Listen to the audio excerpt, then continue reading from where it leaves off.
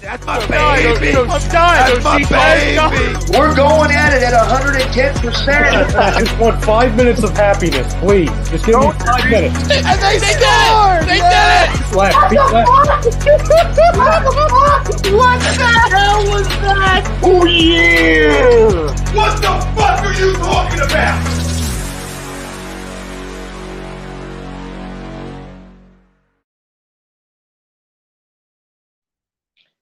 What is up, fam? We are back for another episode of the Weekly Roundup. I'm always Steve Michelle, being joined by my co-host who can't fix his freaking camera today. It's not that. We're trying to fix a lighting issue. I don't know why. Like, I've got the light on behind me and the light on in the room I'm in. And for whatever reason, as soon as I put the phone down, the lighting changes. What the hell? How bad that lighting is. we need to find you a light or something. I don't know. I think I'm gonna send you something. Zach, this is you've been having like the last few weeks. It's like you've been having some love-hate relationship with your lighting and your your phone there. But we're gonna have a fun one lined up for you today. You know, we're gonna talk some Sixers. We're gonna talk some Phillies. We're gonna be joined by first ever UFC middleweight champion Dave Menne. But by the way, the middleweight titles are on the line tonight, and we're gonna be talking some UFC 263. And Zach, you want to read this off before we get into the poll question, my man?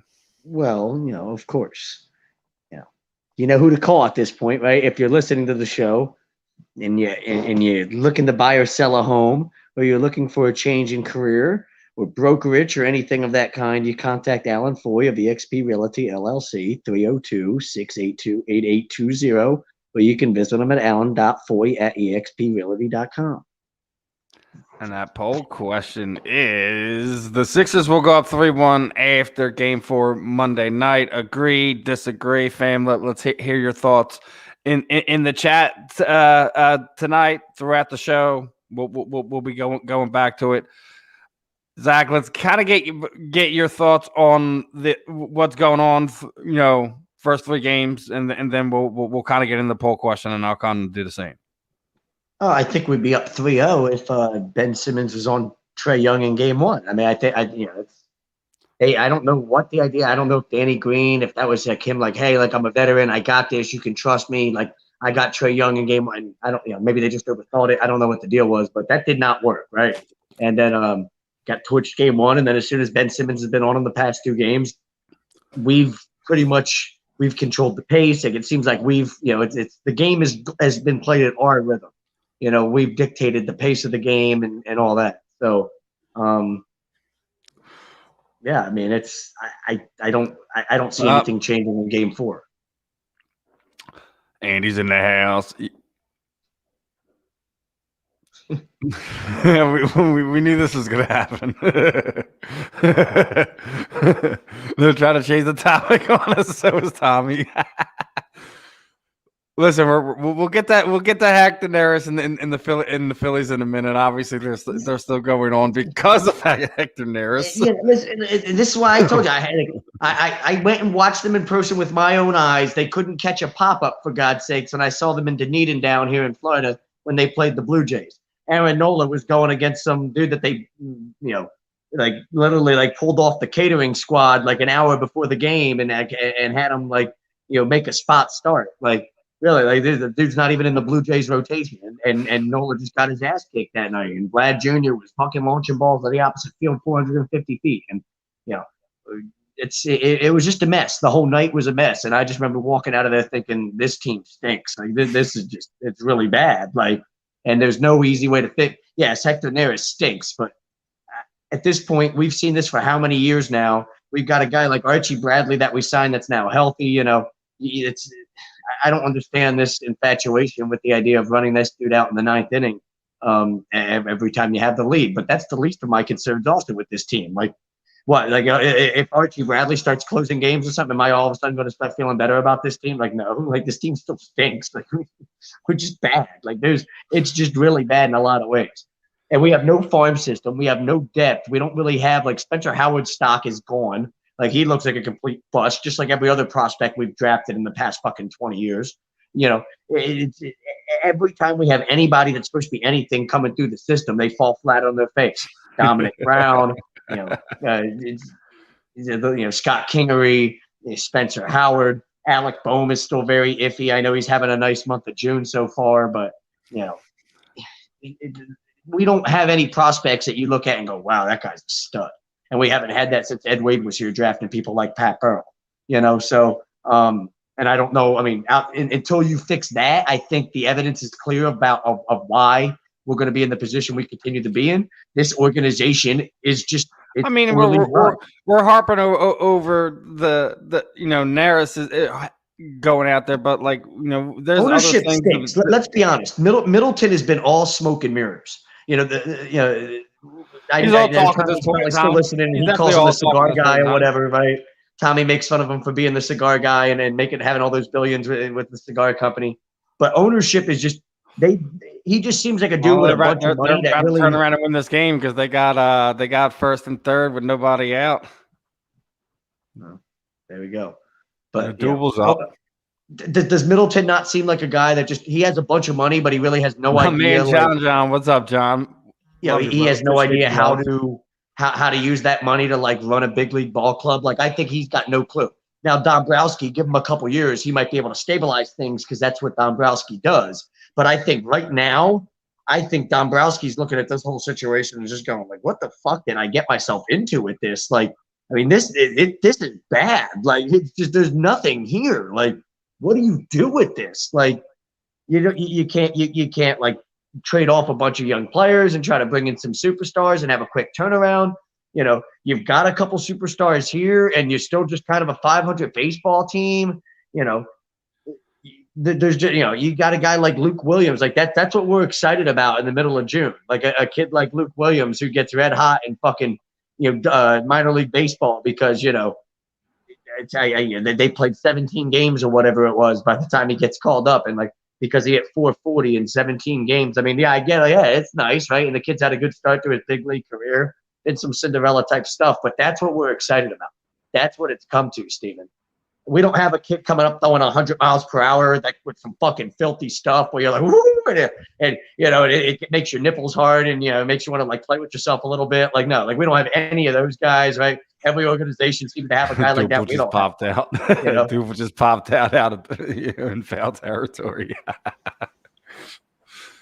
Goes to show you. We don't have a pimp offensive player where you're like, as this guy, he's going to hit 30. He's going to hit 30 plus in the big leagues, or this guy's going to be an elite offensive player. We don't have guys like that. We've got a bunch of guys that we hope they become something. Never once do we have anybody coming through the system that you're like, oh, that guy can't miss. We don't have that. It's like Daly saying, the farm system's barren. There isn't much that we can do to improve the situation that they're in with there. It is what it is. What's up, Big Bryce? I mean, you cannot suck at developing talent. How about that, man? How the fuck do you suck at developing talent for this long?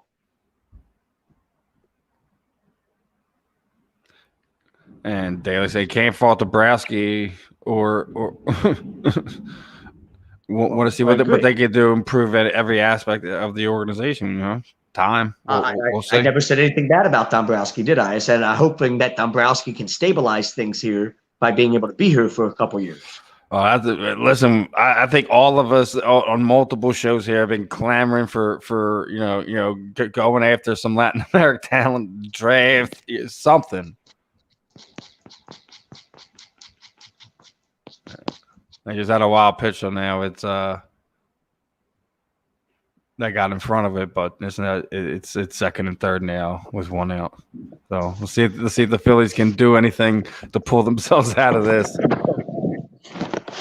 Yeah, that's another that's a great point, Bryce. I remember, and I've been critical of that, and I wanted to say it in a way where people didn't think I was trying to turn it into a racial thing or anything. It's not a racial thing. It's not something like that. It's not I think they're avoiding it. I just think for whatever reason, Like we do not sign guys from these like the Dominican Republic, and it's a baseball over. hotbed. Like they come out the womb with the bat and a glove in the Dominican Republic. Like literally, it's like soccer in Europe, right? Like it's like soccer. It's like soccer in Europe. It's that big of a deal, right? It's the national pastime there. And when was the last time we had any type of prospect of that kind coming through our system that came from a country like that, where you said, yeah, like we signed him at 16 and we developed him and he became, this superstar. Brakeman's in the house. Oh, he still works here. Would you stop it? Phillies are going to win the East. The Sixers again, Rob? Stop it. He cares about the Sixers again. The Phillies are going to win the East. I mean, well, yeah, the East stinks. That's the other problem here. The East stinks, and we're not capitalizing on the fact that the National League East fucking stinks. And that's what's frustrating. It'd be one thing if, like, somebody was so good in the East, you'd be like, it doesn't fucking matter. But, like, teams are literally fluttering around 500, and we can't put together enough of a winning streak to even put ourselves in position, to like, control our own destiny right now in the National League East. It's fucking stupid. You gotta say, gotta love Gene Segura coming up with the big RBI to get them back and save Hector Neris' ass tonight. Okay, good. Well, everybody, it's always somebody's turn to save Hector Neris' ass, and it was Gene Segura the other night too. So, he's an all-star. I think we're going to have 2 all-stars, Zach Wheeler and Gene Segura. I think those are all 2 all-stars this year. Zach Wheeler has to be an all-star. He's been phenomenal. Definitely don't disagree there. Segura probably, I mean, when you look at his numbers, and for a second base, I mean, yeah, he's probably an all-star. I mean, kind of goes to show how much, like, we don't appreciate guys. Like, we bitch about shit. It's like, dude, this guy's going to be an all-star for us. Like, one of the lone bright spots if all we do is bitch about the guy. Oh, man. But, circling back to the Sixers point, because obviously we got pulled back into some Phillies talk, being as the game just ended. 8-7 Phillies come back and win in 10 innings. Steven, do you want your Brooklyn matchup or do you want the Bucks? What do you want? Like, do you want Brooklyn? Like, do we want to go kick Brooklyn? That's who I wanted. That's who I wanted. Yeah, but Embiid's not healthy now, right? So it's one of those things where you're a little bit worried maybe about that, or what? I guess I still want Brooklyn because, like I said, Giannis. If Embiid's not 100%, I guess I'm more worried about Giannis, right? So I guess I'll take my chances with Brooklyn. That Embiid's not going to be on Durant or somebody like that anyway. So, like I said, man, like I'm not going to double off that. It'd be so good to beat Brooklyn and break the NBA's heart. The NBA wants that matchup so bad, and Phoenix is going to like run they're just literally going to roll through the West now that they got past LA. They're about to sweep. They're about to fucking sweep the Nuggets. And this Jazz Clippers series. And speaking of which, and we're talking about that tonight, I guess we'll see. But are we going to talk about the Suns and Nuggets fans going at it in the freaking in the stands? What was it? Was it last night? I didn't see that one. You know what I did see though? I shared it on my Facebook page, and it might be my rant of the week. There, I saw 2 grown ass men, both older than you, getting into a fight over. So there was like a foul ball that was hit, and the one was literally lined up, like sitting there ready to catch it. And he was a Brewers fan, and the Reds fan jumped in front of it, and like jumped right in front of him and tried to like catch the ball, and he did. He caught it and he stole it away from the guy, and the guy got all pissed, and he went on this giant like he threw a tantrum. Like he's literally over there throwing a tantrum, and they're like going back and forth, like flipping each other off, and like I was like, you guys need to grow up. Y'all are like 40 plus years old. Getting into a childish, like middle school fight over a foul ball at a baseball game. Holy shit. It was fucking funny. I'm telling you, it was fucking hilarious. It got to a point. This is how you know it. This is how you know it ends badly. This is how you know it's hilarious, Steven. You've got like a 9-year-old son. There was like a little kid. He had to be like that age or so that came up at the end of it. And I don't know where he got the baseball from. I don't know if he caught a foul ball earlier or what he did, but he literally gave it to the older guy. The guy that's like 45 years old and was throwing a hissy fit. This kid gives him the baseball like to make the guy feel better. And like, it's like, this is like the most like ridiculous thing I've ever seen. Oh man. But circling back to our basketball and the Sixers, my thought over the first 3 games.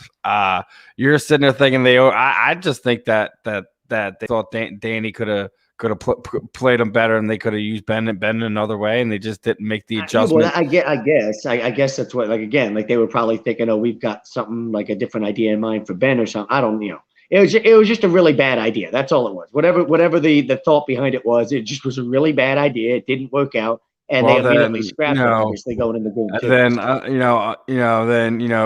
Whether fate that have it, the basketball guys that have it, looks like Danny Green, for all intents and purposes, is going to miss the rest of the playoffs. Yeah, I mean, if you make it to the finals, he's back, right? Like, I mean, that's not like. I think they said 2 to 3, so. All right, so 2 weeks. I mean, like, all right, so you think I'll be trying to figure out a way to, after 2 weeks, like 2 weeks, that's the start of the NBA Finals in 2 weeks. Well, if it's 3, it could be the end of it, or like literally the last few games. Yeah, if something happens or it's a little bit worse, he has to miss a month or so, then yeah, it's over. Right. Sure. Of course.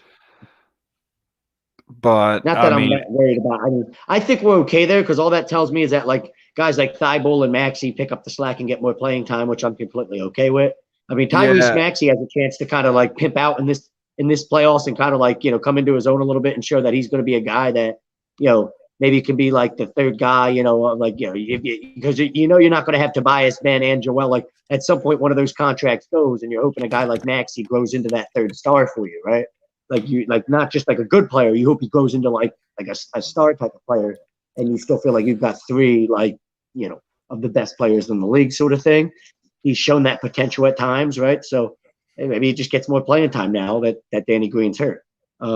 My thing would be, if you get to Brooklyn and you're playing Brooklyn, the idea of maybe playing Simmons and Matisse Thybulle on the court at the same time, because they're both really good defenders, and the idea of like one could maybe like guard Kyrie Irving and one could guard James Harden. You kind of got this idea where if you slow 2 of them down, you're only letting one guy beat you. Like, you can't stop them all, but like if you slow 2 of them down, it's going to be hard for just Kevin Durant to go beat you on that particular night, or it's going to be hard for just James Harden to go beat you on that particular night. Them not having all 3 guys, you got to figure out a way to take, at least one, but hopefully 2 of them out of their game, right, and get them out of their rhythm. And I think Ben and Matisse, with the way they play defense, you have them on the court at the same time. Okay, you mark that guy, right? Like, it's almost like old school man-to-man, like, playground basketball, right? Exactly. Like, you're not worried about anything. Like, that's your guy. You just follow him. I almost think like that idea is like really, like, that concept, like, on paper seems like it could really work. Now, obviously, things never always seem to play out. It looks good on paper. Yeah, it never seems to always work out that way. But I mean, you see where I'm going with this concept, right? Like, if they're on the court at the same time, you got 2 really good defenders. You're able to slow down what is supposed to be a really, potent Brooklyn offensive attack. And, the Harden's probably not going to be 100% as much as he'll be, I'm close enough. Okay, yeah, but that's still not 100%, right? You put pressure on him defensively. You make him really, have to work hard. He's got a bad hamstring already. There's bad quad muscle, whatever it is. There's things that you can work to your advantage by having both of them on the court at the same time, I feel like. And with Danny Green out, it might also, like, now it's not even like you're going out of your way to do it. It's almost like, well, Danny Green's out, like somebody has to fill in and step in and fill that role. And that's where a guy like, maybe Matisse steps in and does it, right? And you're just like, okay, like, we kind of had to have a guy like that step in and fill that role anyway. And it just works out perfectly because, you've got a team with 3 really elite scorers, and now you've got 2 elite defenders on the floor. You couldn't ask for a better,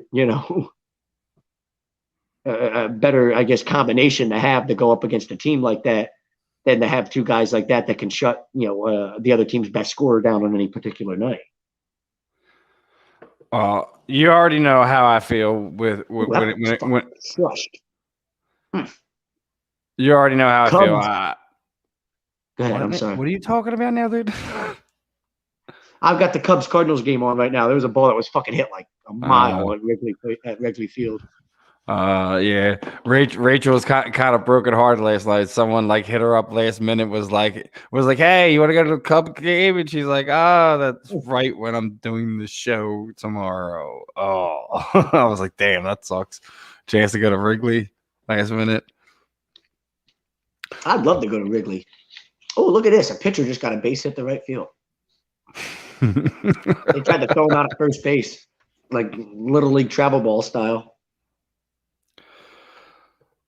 But I like those Cubs jerseys that say Wrigleyville. Do you see those new ones that say Wrigleyville across the front of the Cubs jerseys?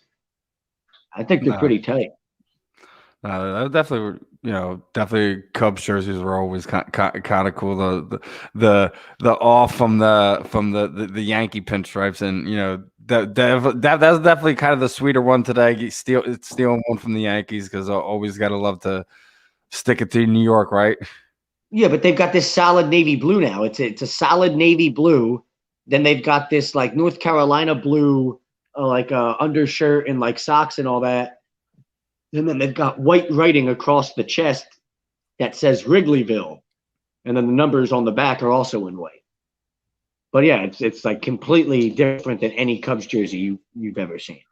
It's even different than it's a darker blue than the ones that they used to wear, the blue alternate jerseys they used to wear, on their Sunday afternoon games when Sammy Sosa was hitting home runs and shit. That was definitely fun times there. But again, trying to get back to these Sixer points, Mr. Burke getting back into his. Okay, I know you love your baseball. I know you love your baseball. We can't just talk about the Sixers for a straight hour, though. We've been doing good. I didn't say that. I didn't say that. It's been fun. We've been having good talk. Let's say we weren't. I've been trying to get mine out, and say you keep freaking pulling me back to baseball. Well, blame Gene Segura. He's the one that hit the walk-off, whatever. As Frank's in there with you. Exactly. But I dragged you back to baseball.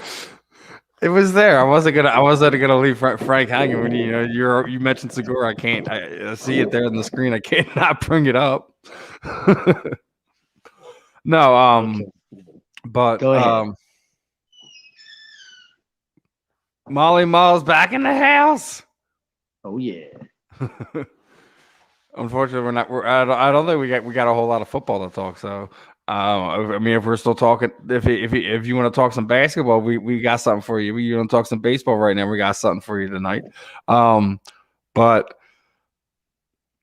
we already thought the Sixers would lose a game or two to the Hawks. I think the real question is, do you see them losing another one? Is the real question? I think it probably gets to 6 just because.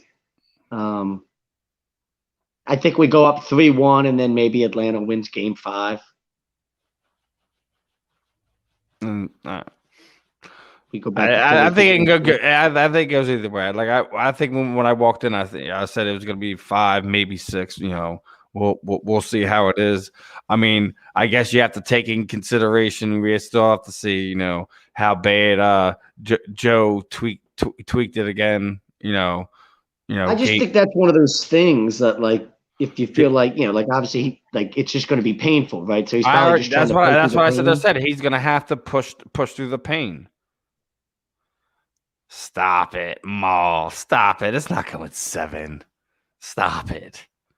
Yeah, I don't think it'll get to 7. That's once the Sixers put Ben Simmons on Trae Young, it's almost this series, you could see who's controlling everything. Start to finish of the basketball game, we've been in control of both games 2 and games 3. Games 2 and 3, it's been start to finish, we've controlled everything. We've dictated the tempo, the pace, the rhythm of everything. We've been the clear better team. Listen, like I said, it's either going or 5 or 6. We'll see how that whole thing plays out. We'll see if what fights left in it. I agree. That bends on it. The way that the play that you're getting out of Thibault. I mean, got to stand up and say something about Shake Milton, brother. When you talked about the bench And we talked about someone like you know how these fans get. They're getting a little crazy already, but definitely like what we've seen so far from Shake this season, and so far in the playoffs, he's been a guy that they can count on for points when they need to lean on him. Yeah, I mean, Seth Curry's been phenomenal too. He's kind of the one that's hiding in those in the stat line there. You know what I mean? He seems like he doesn't miss a three. But when people talk about Ben Simmons, it's one of these things where we talk about everything he's done defensively. Obviously, he shuts down Trae Young and all that. But him being on the floor, the way the spacing, the difference in the spacing, and the way everything is on the floor when he's on the floor doing everything he does, giving his max effort in all the different things, both offensively and defensively. All of that helps create, the open looks that a guy like Seth Curry is getting right now, and being able to knock down open threes. How good? I mean, he's been more than a role player. I mean, that dude's been lights out as of late. You know what I mean? It's he's been one of our best players, and you got to keep playing like that. Hell, I mean, we almost become unbeatable in certain situations with our ability to score from, and dominate a game both at the perimeter and then inside. So, you're almost clicking on all cylinders, and it's at the perfect time right now. Yeah, and then as you're sitting there saying like possible, I said it from the beginning. I want Brooklyn. I don't want nobody else. The Bucks is nice, and they've had the better season so far, but that's the matchup that everyone's wanted. I want that. I think we should have it. The process versus the superstar team. Let's see how it plays out. Team, yeah. Right. And the NBA would love they want that matchup, right? They want Brooklyn in the finals. That's supposed to be the matchup that'll bring eyes to the sport. But I think the NBA is also learning a hard lesson with all this, because we saw the stat that came out earlier today about how NBA ratings for the playoffs are up 35% now that LeBron James, LeBron James isn't in the playoffs, and they said for the first time in how long that he isn't this deep into the playoffs, and ratings are up 35%. Maybe fans are sick of this idea of constantly having all these super teams and and all that shoved down their throat, and the idea of a team like a Phoenix or a Utah or a Milwaukee winning it is really good for the game, and actually does a lot more for the game than the NBA seems to think, because they seem to want to benefit and push everything towards these super teams, right? I mean, we've obviously seen that over the past however many years. So how do you change that trend? You have one of these small market teams break through and break his heart and knock a team like Brooklyn out. They don't even make it to the finals, right? Forget about winning the finals. They don't even make it there. Phoenix, Philly for the win. That's a great finals matchup. I said, I think that's where it should be, and and yes, Phoenix, Philly, and Philly for the win.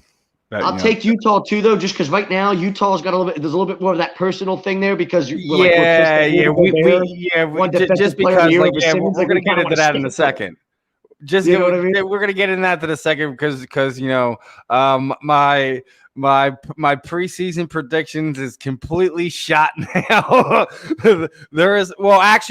Not completely shot. Because Tobias Harris was nominated for the the Kareem Abdul-Jabbar Award for the Social Justice Award. Oh, is it? Okay, is that what it is?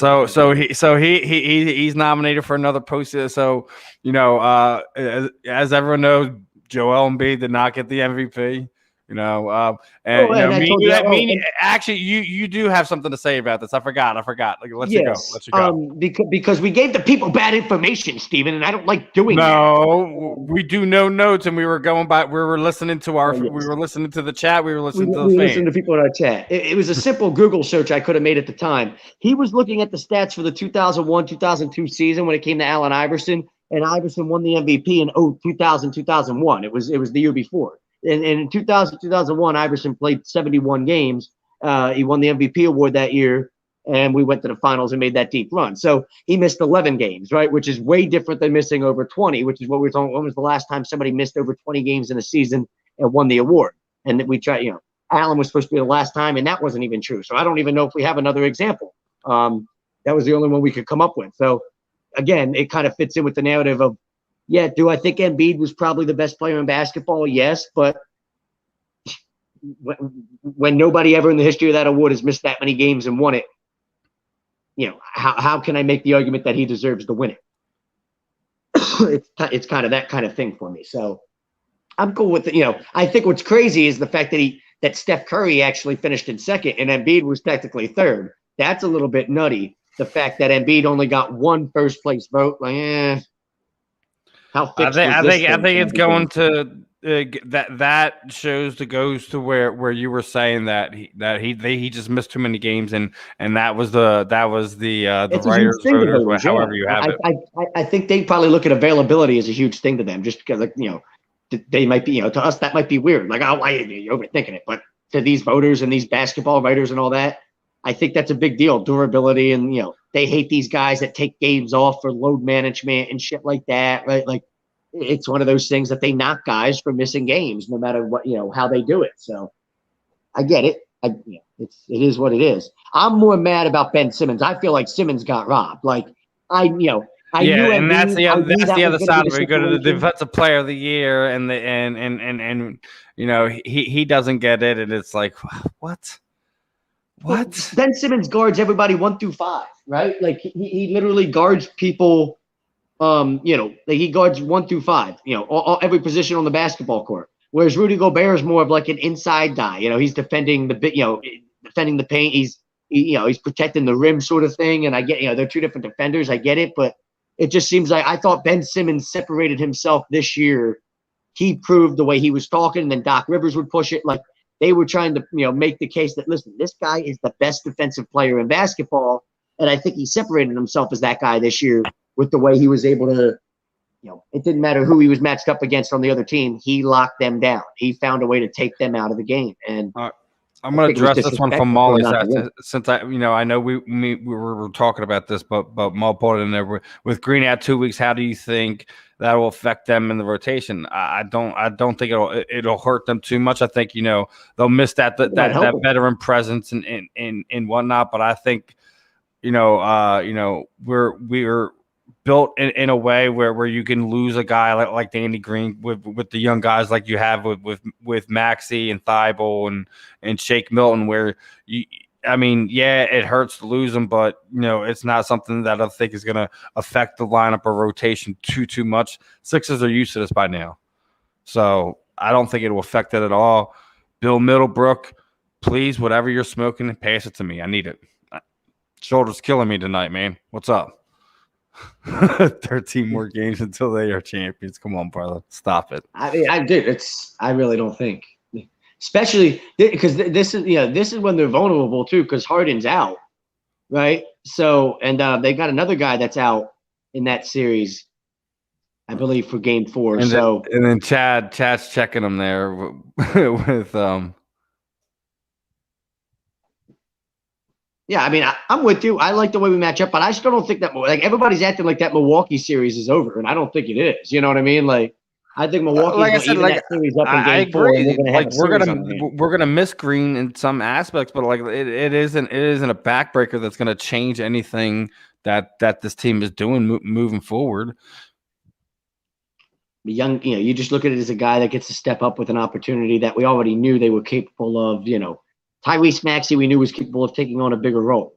Matisse Thybulle, we're probably excited about him being able to take on an even bigger role than he already has, and he already has a big role. So, yeah, I think that's what Zach's alluding to right now. They're vulnerable, and they need to put the Bucks away before they could start worrying about Eastern Conference Finals and NBA Championship Finals. And I think Game 4 is must win for them, Steven. And that might sound weird, but I like for the Nets, I think Game 4 is must win because if they win it, they've got Brooklyn buried 3-1.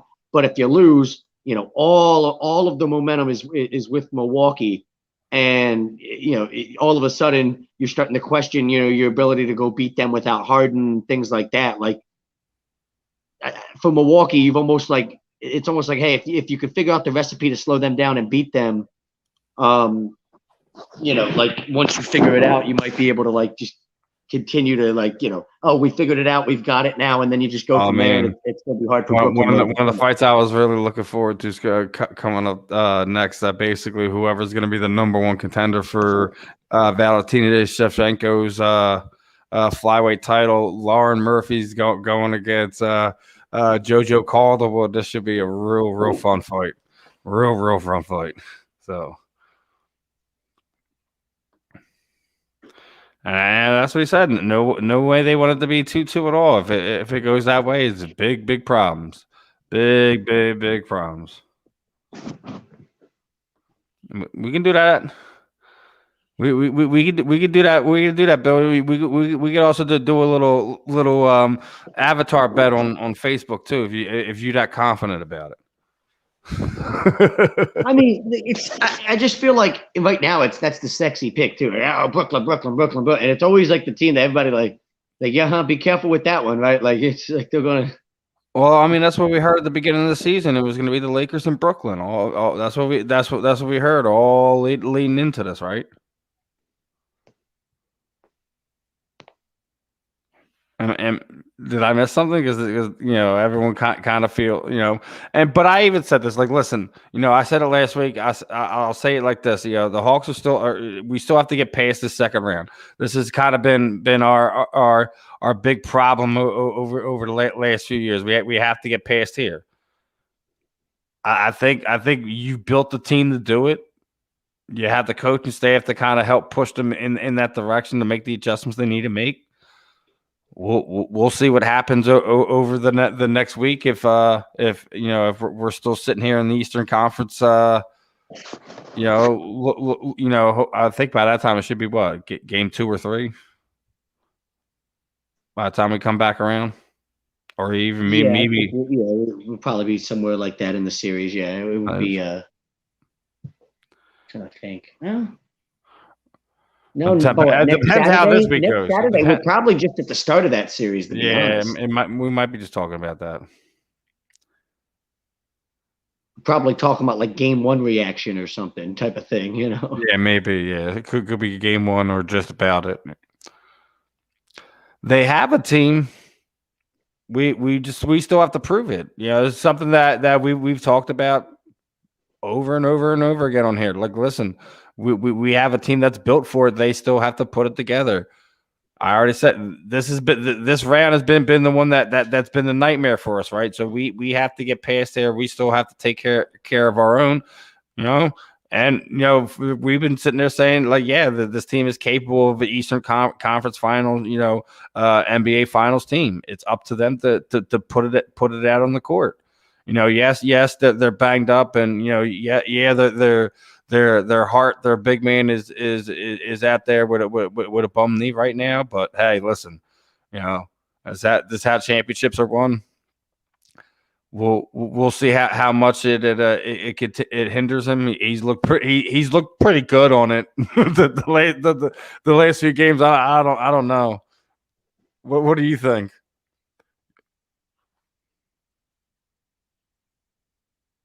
Well, I mean, I don't really understand the point of his comment. I mean, we all knew that, right? So like, that is what it is. But I'll continue to pound the point home of teams that play elite defense, or they play defense at a high level in the NBA.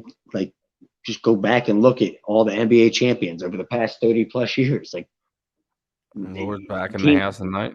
Teams that play elite defense, you ride them to the NBA title. Brooklyn doesn't play elite defense. They're a very poor defensive team, and I know it's sexy with all the names that Durant and Irving and Harden and everything. They can score. Oh, how electric! But the Sixers are an elite defensive team, right? Like, it's Milwaukee's going to get giving them problems because they're an elite defensive team. And look at all the teams that are still left. Utah, an elite defensive team, right? Like Phoenix, pretty damn good defensive team. A guy like Mikal Bridges, right? DeAndre Ayton. They've got some really good defensive players on that team. Bridges, see, that's the player, man, dude. If you're the Sixers, I mean, how much are we kicking ourselves right now? We trade Mikal Bridges for Zaire Smith a few years Don't back. even get me started with that. Don't even When he get me drafted started that with kid that. 10, and he played there in Philly. Like, how do you draft a kid out of Villanova and then trade him? Like, what the fuck? Like, what is the point of any of Don't that? even go there with me. That right. That don't even And go like, there. dude, like, and what a great 3-and-D guy. Like, oh my God, how would he fit in on this team right now? It'd be so phenomenal. We wouldn't even be talking about Danny Green. Don't get me started. I got was you what started. you're I gonna did piss it. me off. No. Who the fuck is? Wait, why is who is Lord Walker? For all KD's brilliance, the only rings he's won are on super teams. Well, yeah, I mean that's again, that's the league's treaded that way. That's not his fault as much as it's the way the league goes. And when he became a free agent, in his defense, even without him, Golden State was already the best team in basketball, right? So if you're him, like, what are you going to do if if I'm trying to get a ring, like if my main objective here is to get a ring, Golden State's literally going to be good for the next 5 years or whatever it is. Like, yeah, I'm trying to get a ring. I don't even care if people judge me. I have to go get a ring. Like, he knew that's where you had to go do it. It's not like there was 5 or 6 options for you to get a ring. Like, you know what I mean? It was what it was. So whatever. Now, I mean, yeah, now it's just like it's a weasel move. Let's go to Brooklyn and let's all get James Harden and you and Kyrie, and it's all cute, and then ESPN loves it, and the NBA, and now it's their little pet, and the NBA would love to see Brooklyn win the NBA championship because that's never happened, and New York's a big market, and yada yada. We all get how it works. Fuck off. And Murphy and Calderwood is underway. The Nets are trash. I don't know if we can call them trash. Listen, you can't call a team with that much talent. I mean, I get what he's saying. Like, they're weasels. Like, they make you go like you just. I mean, it's the same thing. What do you feel about the Lakers at this point in time? It's the same thing you felt about Miami. 8-9 years ago. But that's just because LeBron's the biggest weasel out of everybody, and the reason LeBron is like, I'm telling you, this is where the hate for LeBron started, and it got out of control. And he can blame everybody he wants except himself. That's fine. The reason the hate for LeBron started and has grown and grown and grown and got to the point where it's so out of control, it all started. We both know it all started with the decision. What type of ego fucking maniac becomes a free agent and has an whole hour special on fucking live TV to announce whether I'm going to go play in Miami. Okay, first of all, who gives a fuck? Like, why do I care? Like, literally the audacity of that dude to sit on live TV and turn that into something that, like, literally, all we had to do was read about it on the fucking headline as it scrolled across my fucking screen. That's why the dude's hated, because he's an attention whore. People can't stand that type of shit. You're an attention whore. You have an hour special on live TV just to tell the whole world where you're going to go play basketball. If you think you're this important that the whole world cares, like, holy shit. Well, appreciate the love, Lord. No matter what, don't mind Zach. We get a lot of troll accounts in here, so when he sees an odd name, his radar immediately goes off. For one, I've never seen you in our show before, so it's like I'm glad that we got to do He's commented a few times. It's just I don't. Okay. He's not as consistent as some of the other. I didn't mean to make it seem like I didn't I wasn't trying to accuse you of being like a troll or anything, but right, like after the past couple weeks where I had a dude trying to he was accusing me of crying on the air. I don't know what I'm kind of very suspicious of things right now because there's just been some weird stuff over the past couple weeks. So I appreciate you tuning in. I appreciate all the comments, and we love having you. So keep on keeping on. The Nets are definitely soft. Yeah. They are soft. Soft too, like Charmin soft.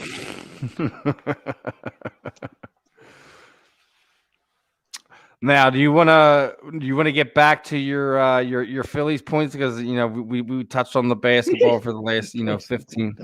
Hey, you're saying Brickman says they're gonna win the division still. Brickman says a lot of off the wall shit. And I mean, again, like, what type of prediction is that? The NL East stinks. All right, so if they go and and make a run and go get move Neris. Go get somebody in to put in the closer role and get another back end arm. Would you then still re-enlist your faith into that team?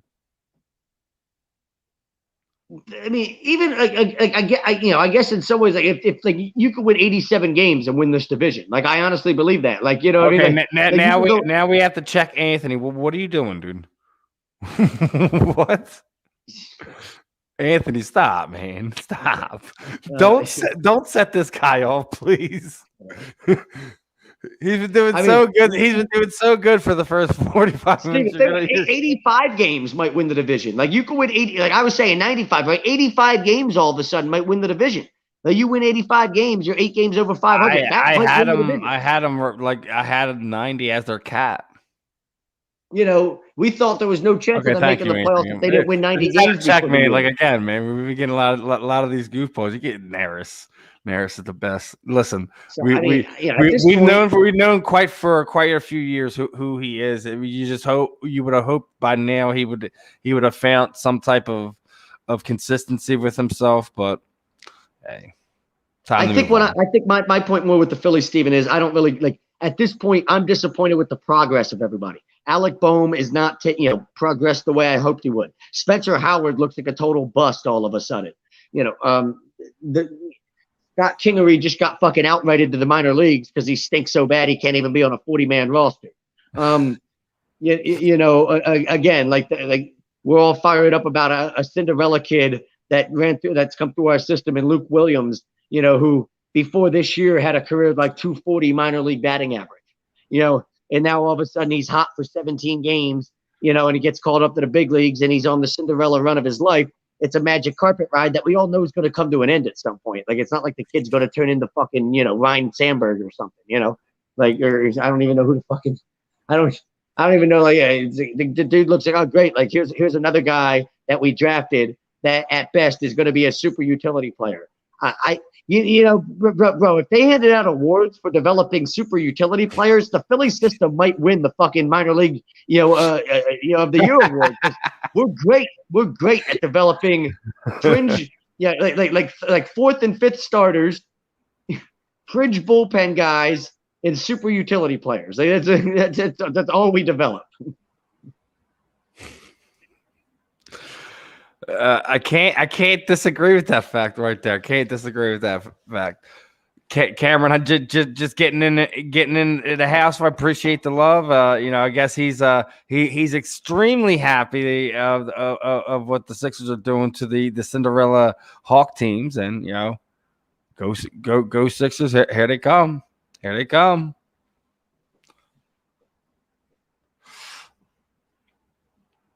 Nets are tough, but if they falter and go 6 or 7, I don't know. Bucks, I'm happy with see the Bucks or who look suspect on that offense. Might be true, Lord, because outside of Giannis, they like right now, like they don't have anybody that scares you, and you can literally put Ben on Giannis and say, okay, let's man up. You know what I mean? Like it's let's play some ball. You can even take some pressure off Joel and just say, all right, Ben, like you're gonna guard Giannis with some help from Joel and Dwight Howard and whoever else we can. And I get that, but like, listen, and I definitely get that, and that's as also possible. We got to see what happens with this next one here. But who else is going to beat you? Chris Middleton. Like I said, man, I want to stick it to the NBA. I want to take. I'm so scared. Drew Holiday. Oh my God, that'll be some type of homecoming. He'll come here back to Philly where everything began for him and realize just how much things have changed since he was just floating in mediocrity for his entire tenure here. He's going to be like, oh, damn, why couldn't they have one of these guys when I was here? Like, why couldn't I have a Joel Embiid to play with? That would have been fun. There's a lot of things. Like, that's why, like, dude, that's why the whole thing with with the trade we wound up with Zaire Smith is still irks me because this team. That's a bad one. Yeah, I mean that one. Because like you want to talk about the process. I mean, Mikal Bridges fits so well into this whole Sixer, the whole process here. Like, he would have been such a good piece, and it's just frustrating as hell.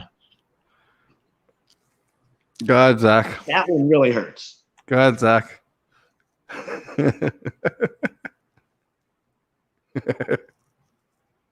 Anthony's just fucking around again. You watched him at Reading where his stats were good. Yeah, well, that was before they changed everything in his swing.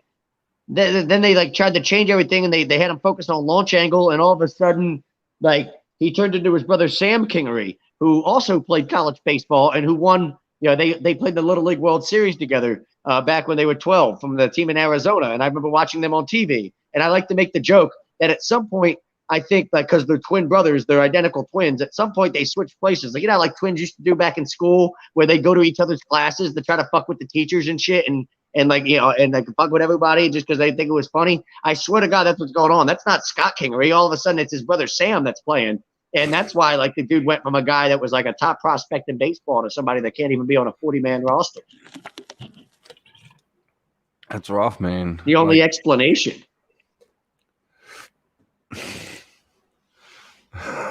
Is it the only explanation? No, listen. I mean, the launch angle thing is one thing, but I think that's also oh well, that's what happens. You just focus on launch angle. You know what? It's not that hard to make adjustments. Okay, so the launch angle thing didn't work. Okay, so now I go back to what I was doing for the first 20 years of my baseball career. At some point, you either got it or you don't. And the kid just can't make adjustments. Hey, he's a head case, obviously. Mentally, he just doesn't have what it takes to play at the big league level. And launch angle has nothing to do with that. He just mentally doesn't have what it takes to be, a player at the big league level. I mean, I think that's just the bottom line with the king. You watch the kid, and he's lost. It's in his head. He knows he sucks, and now he can't get out of his own head. And it's to the point where he's going to find himself out of professional baseball entirely within the next couple of years, because what happens when you hit a $120. I think I might be able to hit a buck. Tim Tebow was able to hit a $120. Okay, if you're not as good of a hitter as Tim Tebow, we got problems. So Lord pops back in there. He's honest question: Would you rather have Giannis checking up 8 threes and making one, or Ben not shooting any and concentrating on getting his shooters open threes and open looks? I think both of those things happen, Lord, because I think if Ben's guarding Giannis goes 1 of 8 from 3-point range or something like that, and then Ben's not really shooting or scoring at all. But what he is doing is getting everybody else involved and making everybody on the floor with him better. So those things go hand in hand.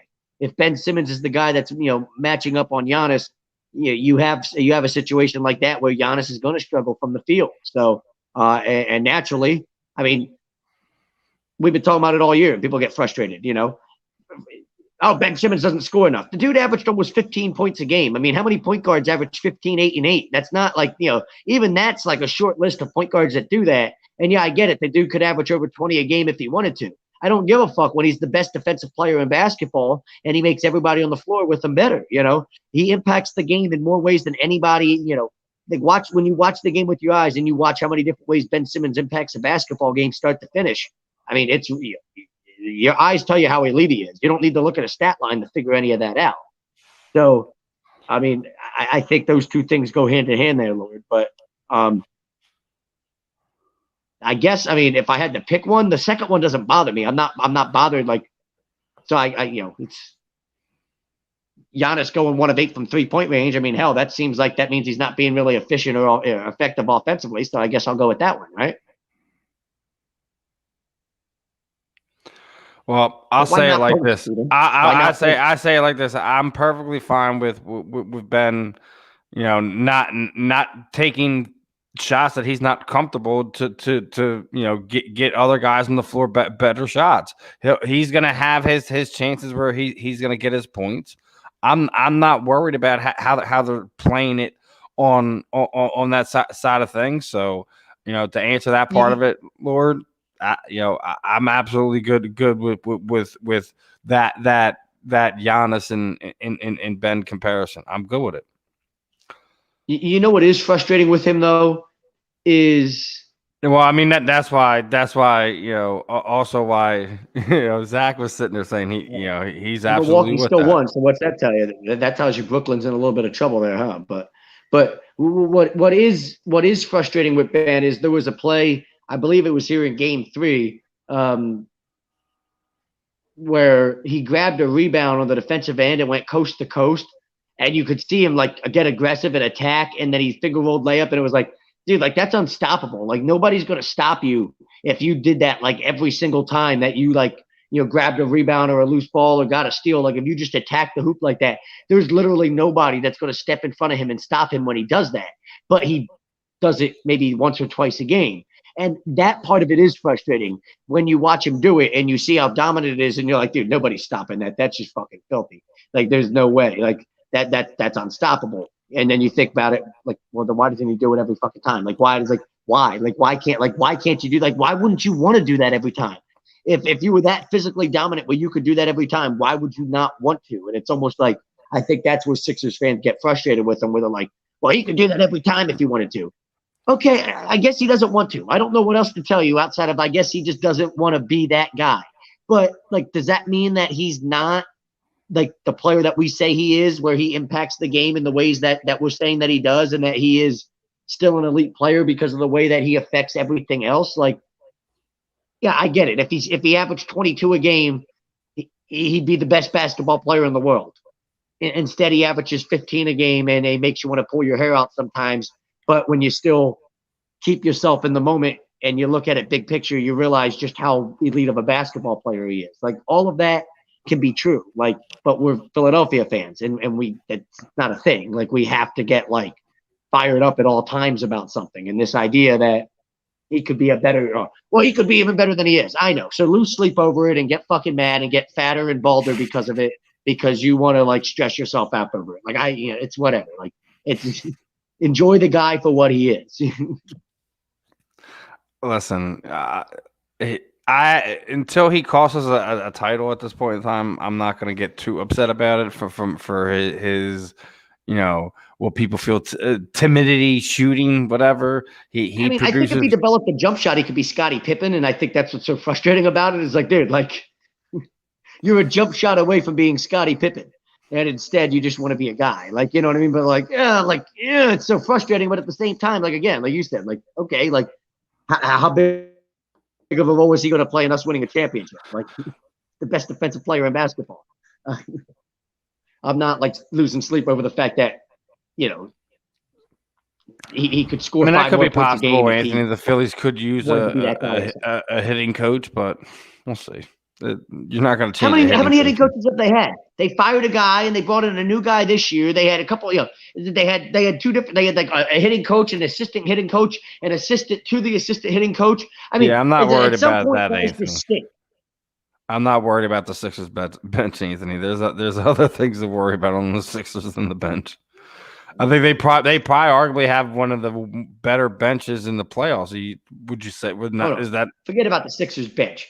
You do realize most of these big league ball players, like, they have their own private hitting coaches, right? It's like, a team has a hitting coach, but most of these guys have private hitting instructors that they work with at their own free time. They come to their personal, they come to their house, they go to their place, but wherever it is. These guys have personal dudes that they work with in their free time that they trust. Like, this idea that, the Phillies need a new hitting coach. Why can't Scott Kingery go work with a fucking personal hitting coach and get his fucking self better? You know what he needs to find is a fucking psychologist. No hitting coach can help you. There's an old saying, you can't think and hit, right? You can't do both. You just got to go up there and hit. You can't be thinking about it, right? You can't step in the box and think about it. You just got to go up there and hit. It's got to be something you're just doing. It's just got to be natural. And you got to get out of his own head. There's no hitting coach that can help him do that. You just go, have a psychologist or something like that. Maybe a sports psychologist will help. I don't know. That's a real thing. I know, NASCAR drivers and professional golfers and things like that talk about, sports psychologists and how much it helps them. Okay, well, maybe you need to go send them to somebody like that. I'm sure the Phillies have the resources to do it. But, I mean, to sit here and blame a hitting coach, like, you're a professional athlete. Like, stop it. Like, it's just... Like you said, Lord, we would love to see him develop a jump shot, something that effect. I'd love for it. Of course, we all would. People still got to remember, is he like 26? Like, guys, stop. 24. He's 24 years old. He's a baby. Come on, stop. You know, and I think he's a little immature, and I think maybe at times he kind of does things and says things, you know, and you can kind of tell that he's trying to stick it to people a little bit, and that all comes with youth and immaturity and shit. And hopefully he'll grow out of that and eventually decide at some point that, hey, I want to be the absolute best player I can be, and that means I'm going to focus on becoming a good free throw shooter, and I'm going to focus on developing a perimeter game or being able to have a 20-foot jump shot or whatever. But, you know, if you're complaining about what he is right now as a player, I just find that silly. Well, he could be better. Okay, well, by that logic, every single player could be better. Then you should hate every single player you should have the same attitude about, because they could all work harder to be better at something. And, you know, it's just one of those things. Like, it is what it is. The guy does what he does, and he does it at a very high level.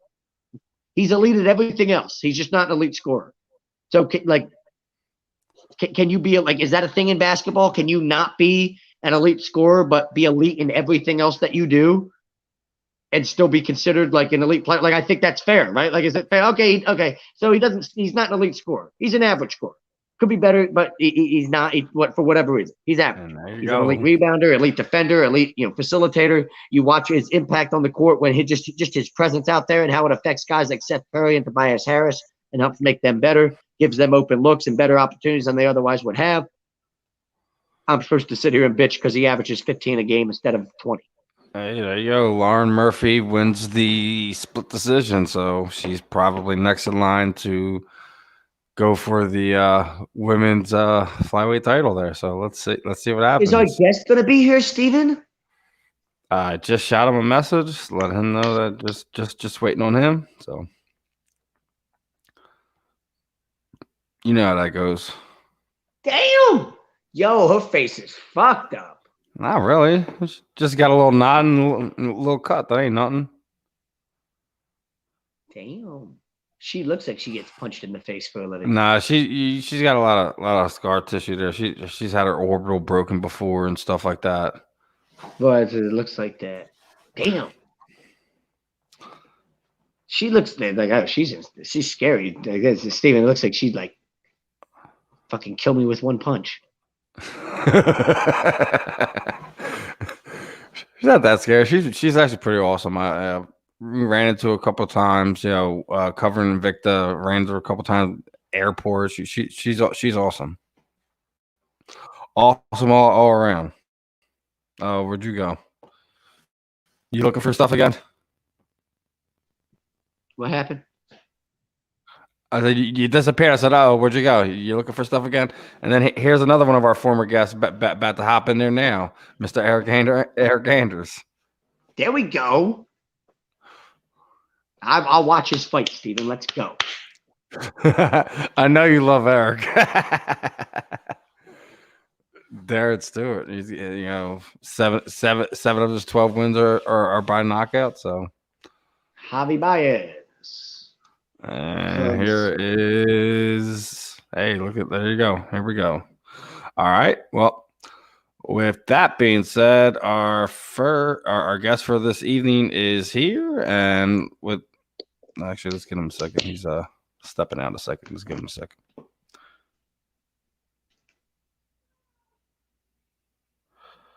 All right, here he is. All right. Well, with that being said, our first guest is here. The one and only first ever UFC middleweight champion, Mr. Dave Menne. Dave, how are we doing this evening? Doing okay. Just feeling some of the heat outside, but and then running around doing errands, getting ready for the week. Yeah, dude. I just got done doing that. I just had to go food shopping, running around since early this morning. The freaking my pole for my clothes in my closet broke while we were all running around. So when I get done that, I gotta run over Home Depot, get that situated. So yeah, I feel you. And then the heat. Yeah, we've been dealing with that here. We just got to cool down the last few days, but like we've already gotten like 90 plus 100 degrees here, so yeah, it's had to bring my dog out to eat. So yeah, definitely, dude. I had a long week, and he likes to get out and see people. So before before I get brought into the everyday life of running around. He needed to get out and walk around and get some chicken. What kind of dog you got? Shiba. The Shiba. Yeah, I got Never a, know. I got a American Bull Terrier. So Simba, come here. No, he's he's like, I'm good. I'm trying. You brought me in to relax. I'm good. I want to relax now. no, he's just up on my lap. I think he's trying to figure out where the voices are coming from. So They leave their strange voices. what's up with that? Usually, if it's strange voices, it's me out of town and someone's letting them listen to me. But now he's sitting on the floor trying to figure out what's going on. I think. So. Well, first and foremost, Dave, appreciate the time tonight, and obviously, you have some history, and maybe we got a big one tonight. UFC 263. Israel's getting ready to give one of his first, I think his second rematch for as far as titles since he's been a champion, and. Should be a fun one tonight. Obviously, it's not the only title on it, but that you're the first one to carry that middleweight title. What do you think about the new champion we got now? Is Israel one of these guys that he thinks he could be be a multiple division champion? Yeah, I mean, I think from what he's shown so far, it's you never know what's going to happen in the world and individuals, but you would imagine that what he's done so far, he's proven that he has the talent to do that. Life happens sometimes, so we'll see. Take the step and see how he looks tonight. But I mean, he obviously has the ability and the athletic ability and the skills to make it happen. Yeah, I think he does.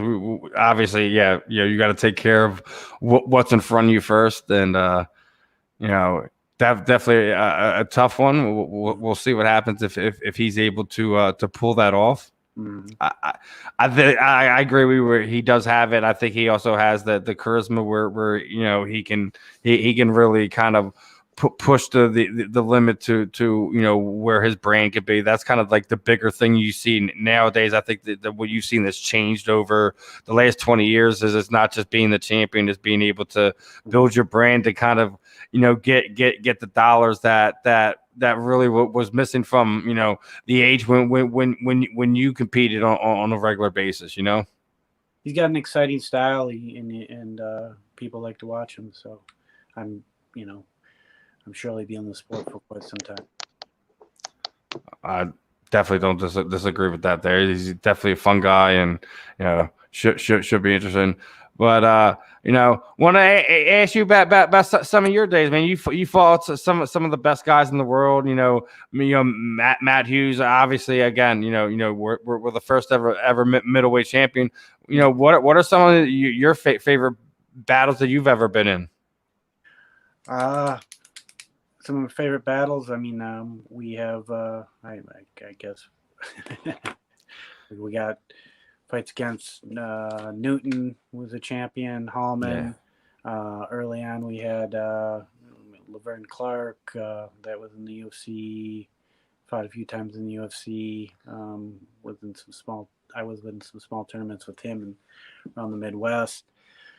Nikao and Shudo, who beat Pat. Jose Lande, Pele, and obviously Hughes, Barklov, the Kuwait tournament that was with Hughes, Pele, me, and Newton. And then, there's Roberto Traven in Japan, who didn't have a huge MMA background, but had won the absolute for the Abu Dhabi submission grappling world championships. So I have a lot of memories, and I'm sure I missed quite a few in all honesty. So it was quite quite a list of names. Yeah, definitely. I was lucky to meet Matt when they were opening up a UFC gym here in Jersey. He was doing a seminar. My kids were able to kind of have him instruct a grappling class and stuff like that. So he's definitely one of the cooler names of your list there.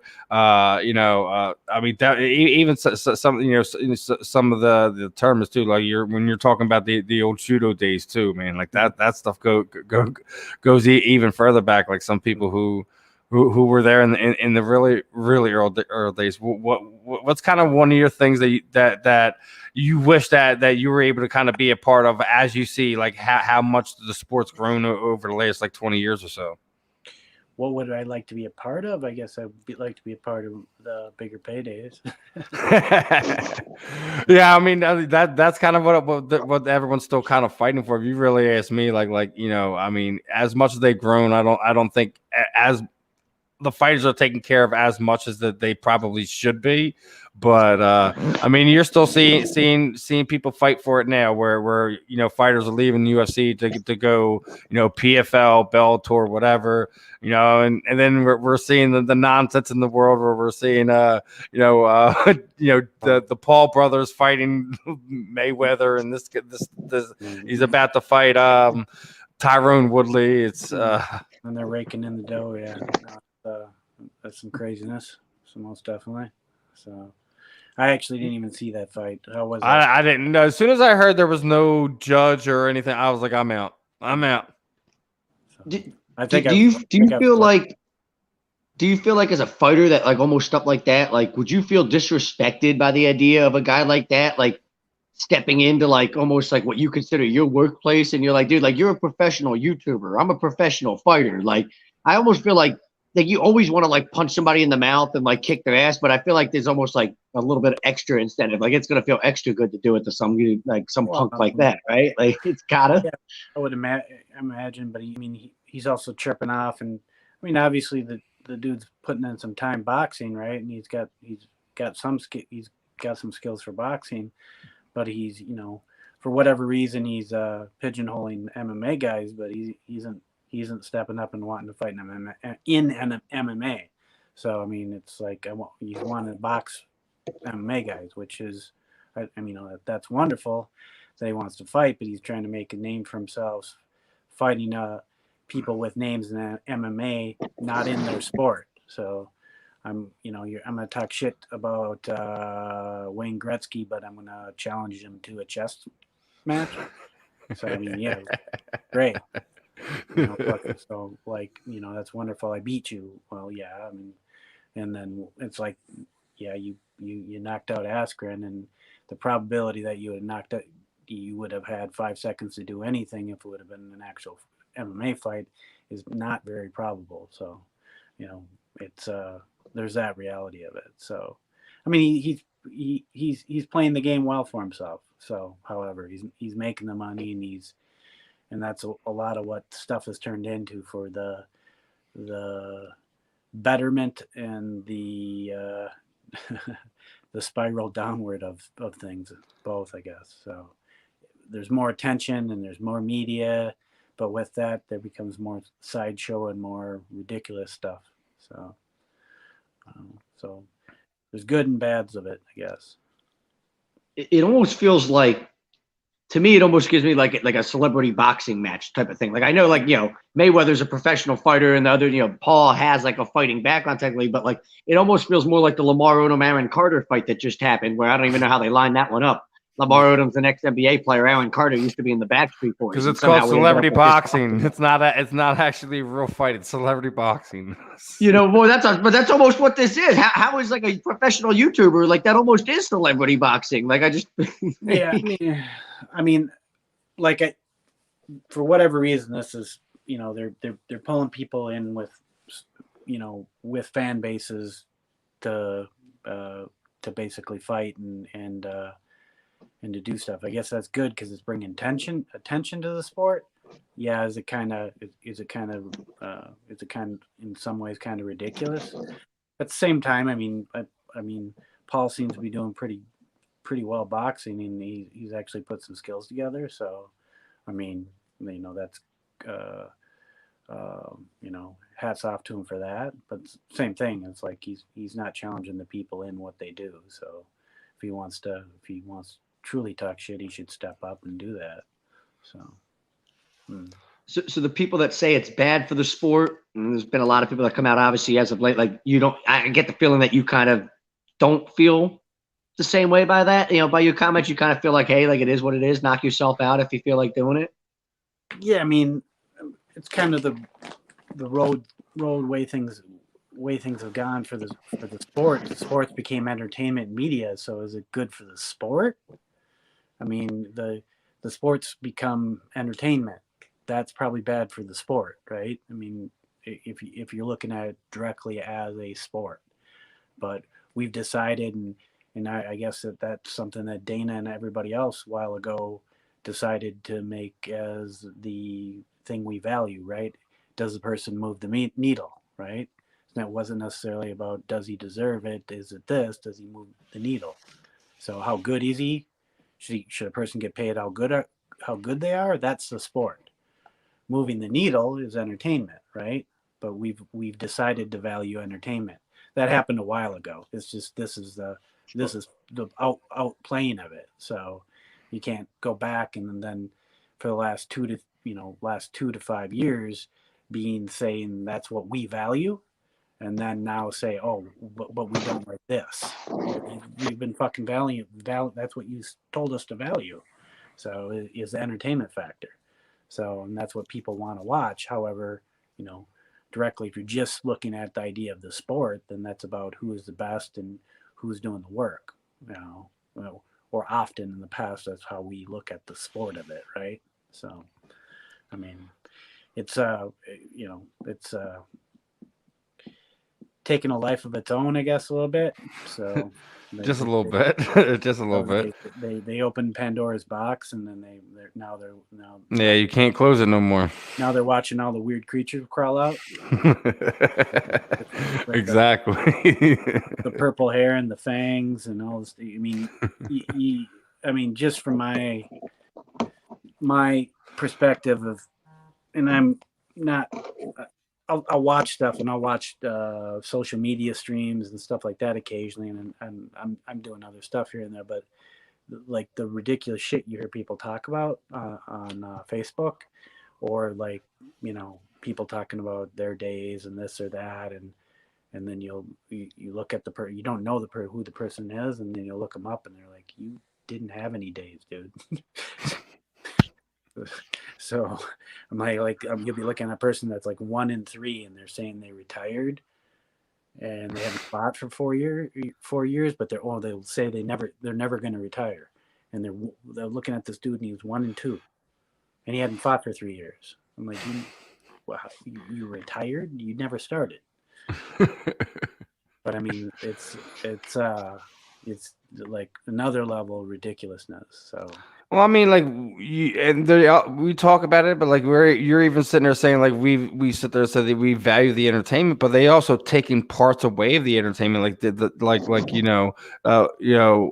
when they've added the fight kits over the years. Now, obviously, Venom's kind of a little bit of an upgrade over what Reebok was doing as far as designs and whatever stuff like that. But and then you also to the point where like remember James Tahuna used to do the whole walkouts, like you took in that entertainment part out of it for the fighters, but you still want them to be you still valuing the entertainment part over it. It's like one of these things where they do good on some parts of it, but some of it's like it's just that's business for them. I mean, yeah.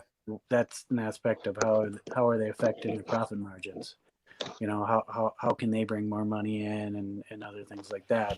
Is the aspect of bringing Reebok and the other people into it necessarily good for the entertainment factor? It's not allowing the fighters to express themselves the way they want to.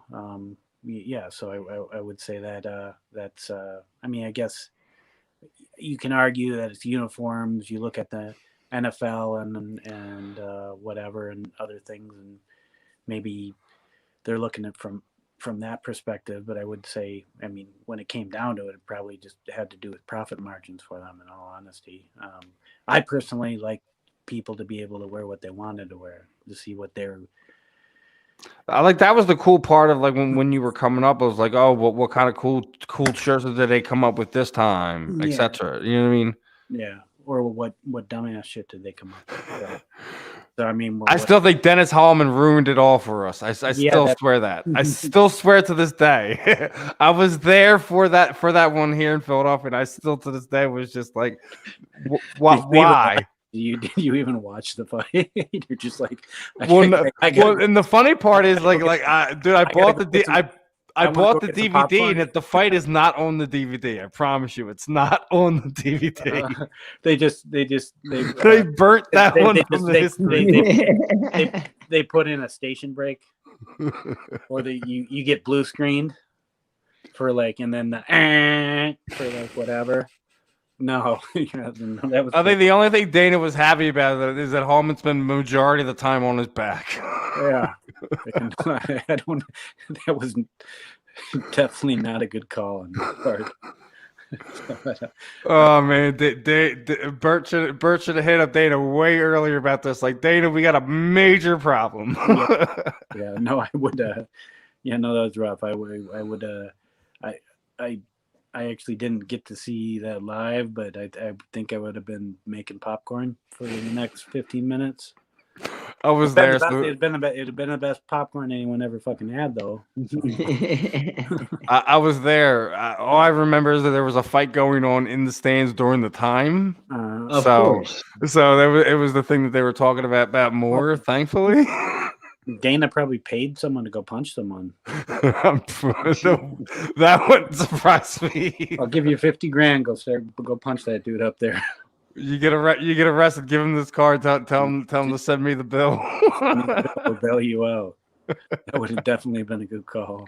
What's the craziest thing you've ever seen like fans do? Like, I'm sure you've seen some wild stuff, especially like early on in the days of like UFC when it was a little bit more underground. Yeah, I mean, like. Look, I'm not even the UFC. Just the early days of MMA was probably just. Well, yeah, that in general, yeah. It was like the craziest interaction. Yeah. He's like, wow, I have to pick one. Yeah, I mean, you did. I mean, they're just levels of dumb, but yeah, I mean, I like. I mean, you're dealing with people that have absolutely no idea what they're coming to watch, and they're like, you're sitting there cornering a fight, or you're cornering someone, and you have this dude sitting there behind you, and they're like, bend his arm, you know. That stuff is always too much for me. It's like, what? Okay, and there, but it. As far as drunk people splurting out dumb stuff is, I think, above that. Yeah, but I mean, yeah. I think I think I saw like what I was in Tokyo. I mean, I guess somewhat funny stories in Tokyo for cornering somebody, and I was hanging out talking to Evan Tanner after his fight, and all of a sudden we hear this and we were like, what the fuck? And then we walk out, you see Henzo fucking running in his underwear down the fucking hallway, sprinting. And he just keeps on running back and forth, and then we're like, what the hell? So you know, I mean, there's tons of and there's other stuff. That's pretty good one. You name dropped Henzo and Evan Tanner. This is mature. You know, we have an MA rating. You can let it all out. Like, you don't have to worry about censorship. Yeah, here. I mean, like trouble. Some of the stuff. Oh, you're gonna get in trouble on here, man. We let it go. Have some fun. We had Ken Shamrock talking about screwing hookers in hotel rooms, going at it at 110% on our intro. What do you think sensibility you're gonna hurt tonight? None. No, I'm well. There's certain stuff is like, can I tell other people's stories too? I got you. So you I got you. I got you. That's fair enough. We don't want to involve Ken Shamrock in a story that he didn't tell us personally. You know, Gotcha. I don't have any stories necessarily about Ken, but I mean, we have. I guess what Kuwait. I guess that would be kind of interesting. We were after the Kuwait Shootathon, we were running around trying to find the money.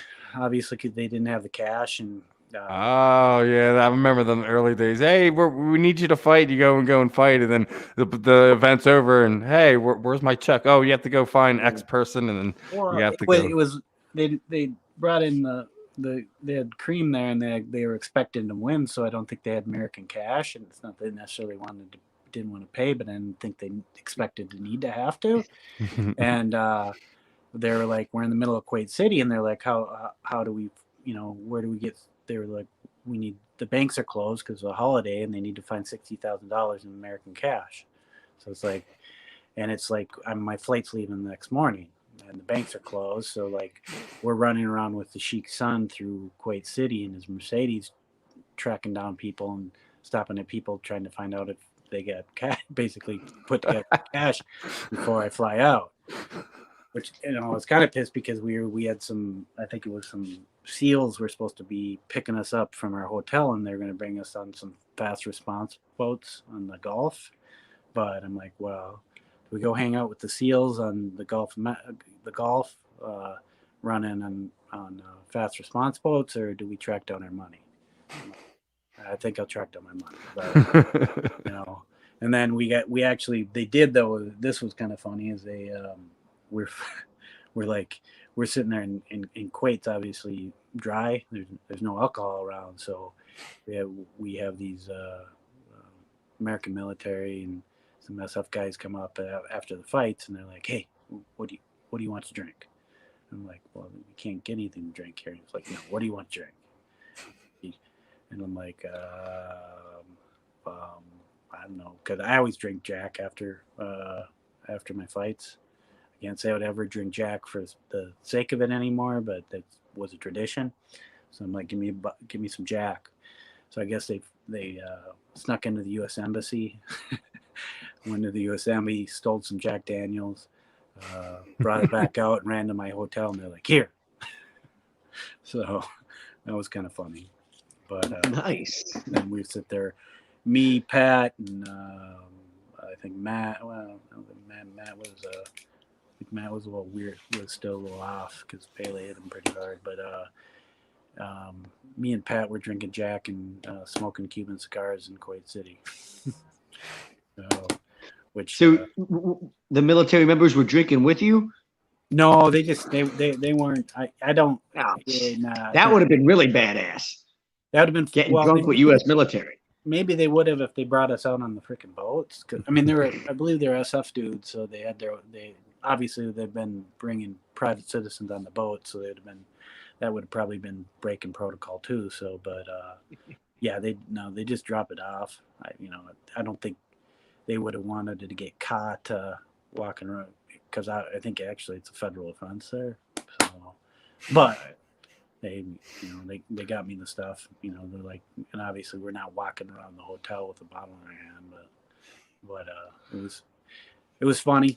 It was interesting. So, there's, I guess, some interesting Japan stories, but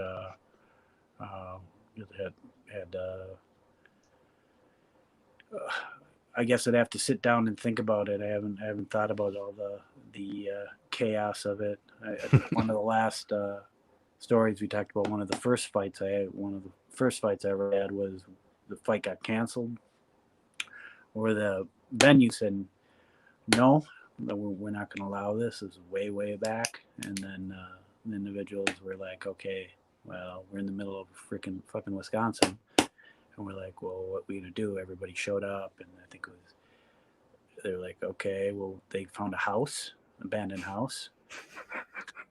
So we staked up an abandoned house, and we had a whole, the crowd in there.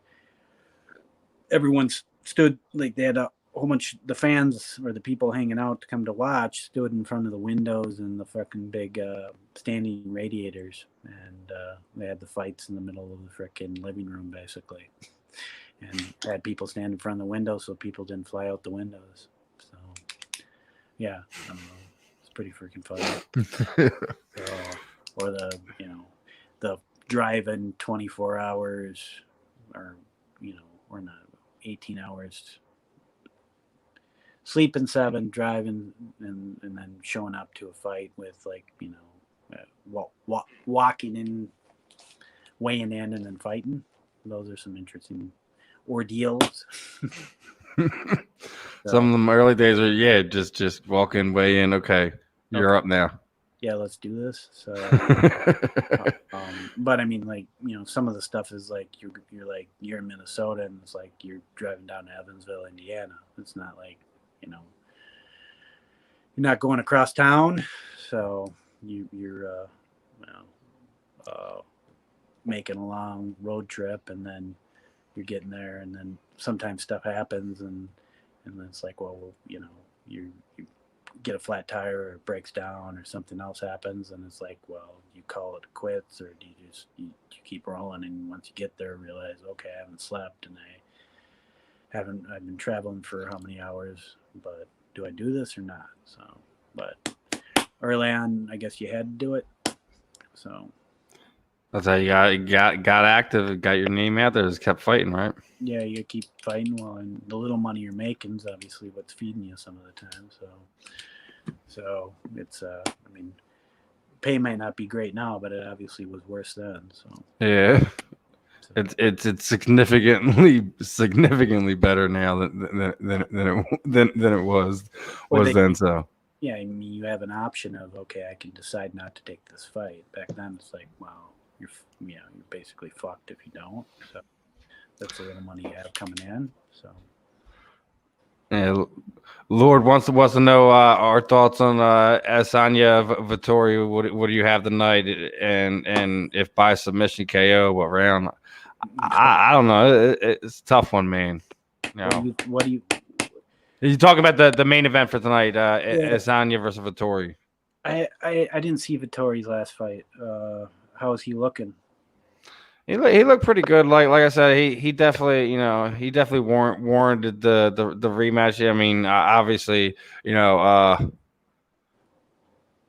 Israel's one of the better champions that they have right now. He's looked very convincing, over the last few years. I can't see why I would see Vittori changing the outcome this time. Obviously, rematches are a totally different animal, but did Vittori do anything?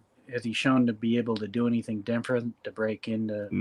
That's what I was sitting there saying. I didn't see that like I was saying, when you get beat by somebody and then you go back and you evolve as a fighter, and you kind of fill that hole. I haven't seen that from him. So I guess unless. I mean, I would go with Sonya. I'm not going to sit there and say finish or what round. It's kind of one of the hardest things to do. I like Izzy regardless of method. Is Izzy focused? Is he? See, that's the other side of that. You have to think about that too. Is he worried about too much of the other stuff? Like does it But obviously he's not chasing John Jones anymore. John's going up the heavyweight. Mm-hmm. So I mean, I guess the thing is he want to go make another run of Jan if that's. I mean, I think if Izzy's focused and he's on his game, he's going to take the fight unless Vittori upped his game or did something different. Obviously, he's going to have to fuck with Izzy's timing and his range. So, his unorthodox style. So what has he done to be able to do that, right? I like I said, I didn't see his last fight where you're saying he hasn't evolved that much to make that happen. And I would say normally if Izzy's on his game, he's a hard nut to crack. He's going to be a hard nut to crack. So I mean, I'd probably give him the nod if his head's on and he's focused. So. Yeah, like that's where I'm kind of feeling with it. Like I'm going with Izzy there. I think I'm more excited about The one Nate's thing, Nate. the one thing, I'm more excited about Nate's return I, fighting tonight. Sorry about that. I think everybody is. So, I mean, there's a lot of people that have watched him for years, and a lot of old school people that the Diaz's are still a connection to that. So they're excited to see that. Like one of the things I've been really busy with some other stuff right now, so I haven't been following. So Late. I So was speaking of, not to change it. What is what you've been getting into? Like I know obviously combat sports is not your everyday life anymore. But where's life taking you right now? well, I was training people for. Well, I'm not training. I haven't been really training fighters too much, or for a while I've been training fighters, so I'm mostly doing privates and stuff like that. So that doesn't have you like follow the sport as much. So one of the things I was going to say with like they commented on the Izzy, that's coming from me seeing what he's done in the past. Yeah. What I hate to do when like commenting on something when I don't have a whole picture of it. So I'm spitting out bullshit I know nothing about. So but I'm just going on what I've seen him do, and I haven't saw a lot of people doing what he does. So I think if he's focused, I would say probably give him the nod, but I can't make a educated, informed response because I didn't watch last guy's fight and see what he's doing or what he might be doing different. Because there's in the past if I'm pretty good at picking out stuff. I'll see somebody's doing something different or they're more explosive or their timing's gotten better or stuff like that, and sometimes that'll change my the way the outlook of it that I have or the response I have as far as who's going to win or who's going to do what. As of late, I've been doing a lot of cooking. No, Enjoying food and life. enjoying food and life, pottery. No, just kidding. I've been I was doing some protection, security, executive protection, escorts, like stuff like that. Like we had all the riots up here for last year, right? So for that period of time, I was bringing the news crews around Minneapolis, basically, and dealing with some of the local news personalities, national news personalities, international news personalities, and bringing them through the riots, basically, trying to circumvent some of the stuff happening, and then being on sites for, just some of the different upheaval, some of the places that were, different places that were looted or possibly going to be looted, and then with some of the pandemic stuff, with just some of the mayhem. There's people being a little more uppity than normal, threatening people in places. So they typically, something like that happened, then I'd get a contract and be spotted on somewhere.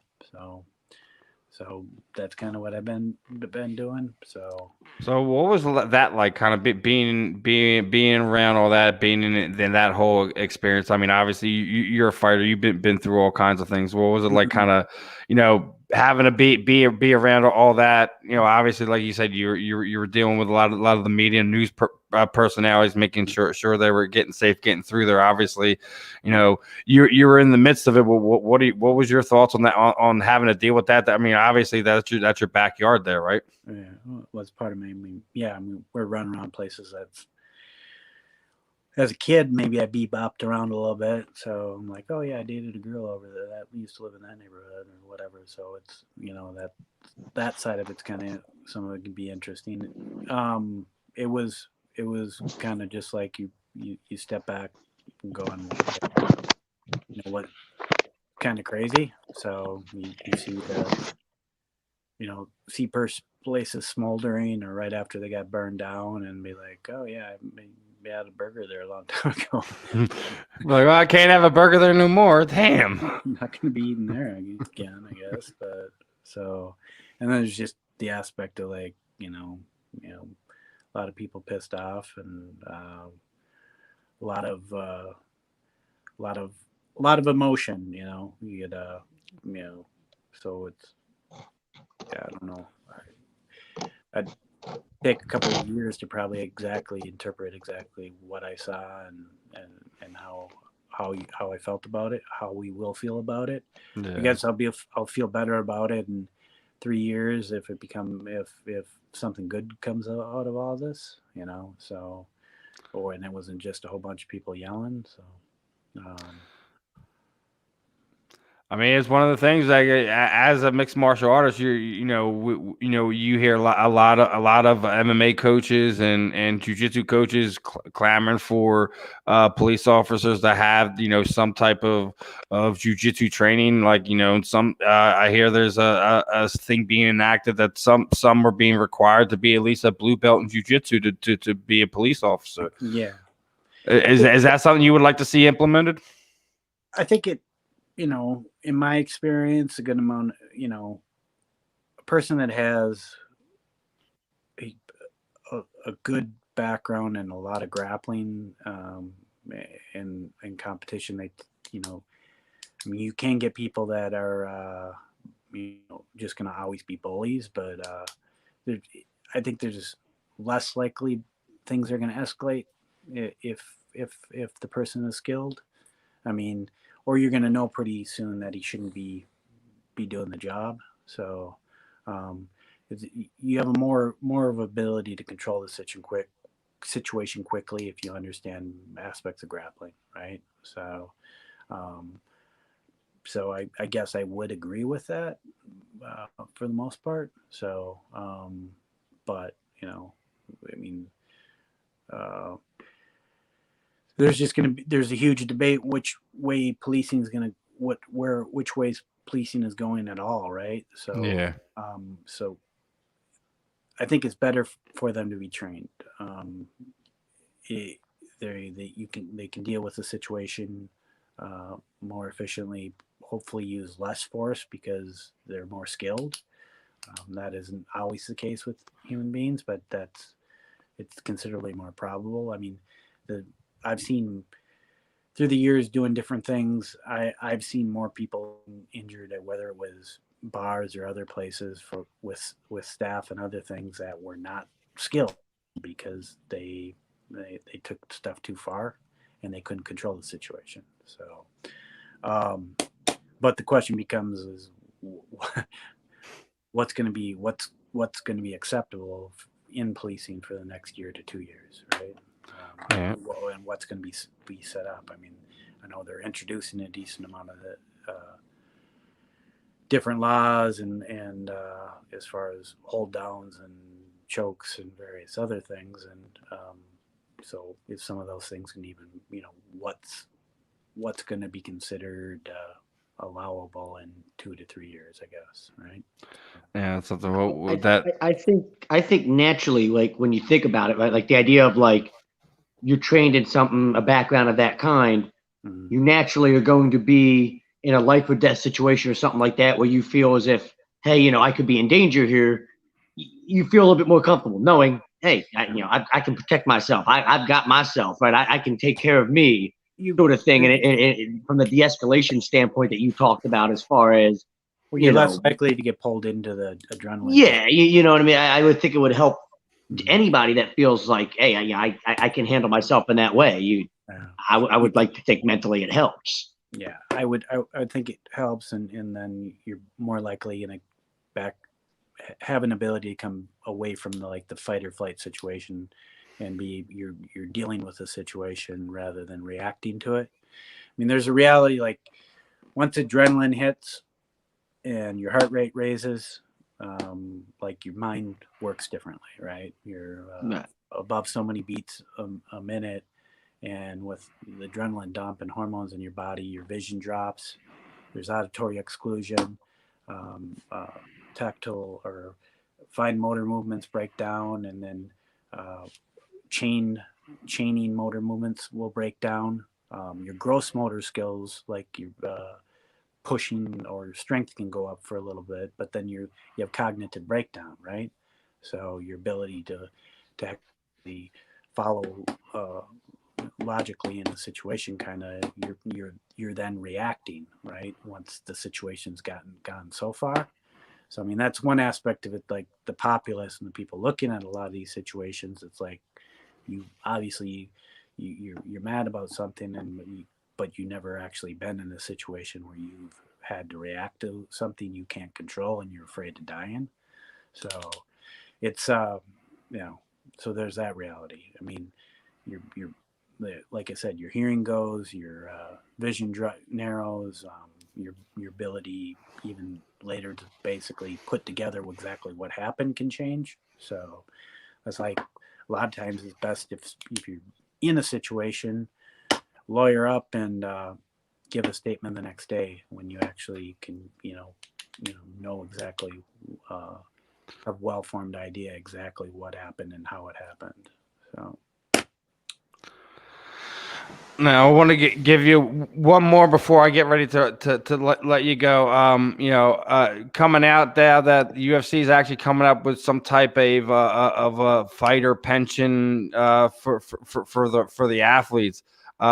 Is that something that you think is kind of long overdue? I know we heard Dave Feldman and Bare Knuckle Boxing had an announcement. I think it was back in February that was something that they were getting ready to do for their athletes, and I think it's actually on the California State Athletic Commission's hearing board for the end of the summer for both MMA and boxing. Yeah, that would be interesting. I guess that would be. I think that would be a good step forward, right, for the people that for the sport as a whole. This is what I keep sitting there saying, like regardless of what's happened in the past and what fighters didn't have in the past, well, let's worry about fixing that moving forward. And if you have a fighter pension and regardless of how that works, if it's just for promotional via your registration via your state athletic commission, I don't know how that they're gonna play how that all plays out. But I think no matter what, that is definitely a step in the right direction. Past, present, future, whatever. It's something that needed to be done, and I'm glad it's something that is finally moving forward. It's one of the things that regardless of what we talk about, things that haven't been done in the sport. You can only take care of so many things. Obviously, Dana White and the UFC's done a lot of amazing things over the last 15, 20 years. I think this is another good one, long overdue. Happy. I can't wait to hear more details about it. Yeah, no, that's interesting. Like I haven't heard much on the news of that. When did that come?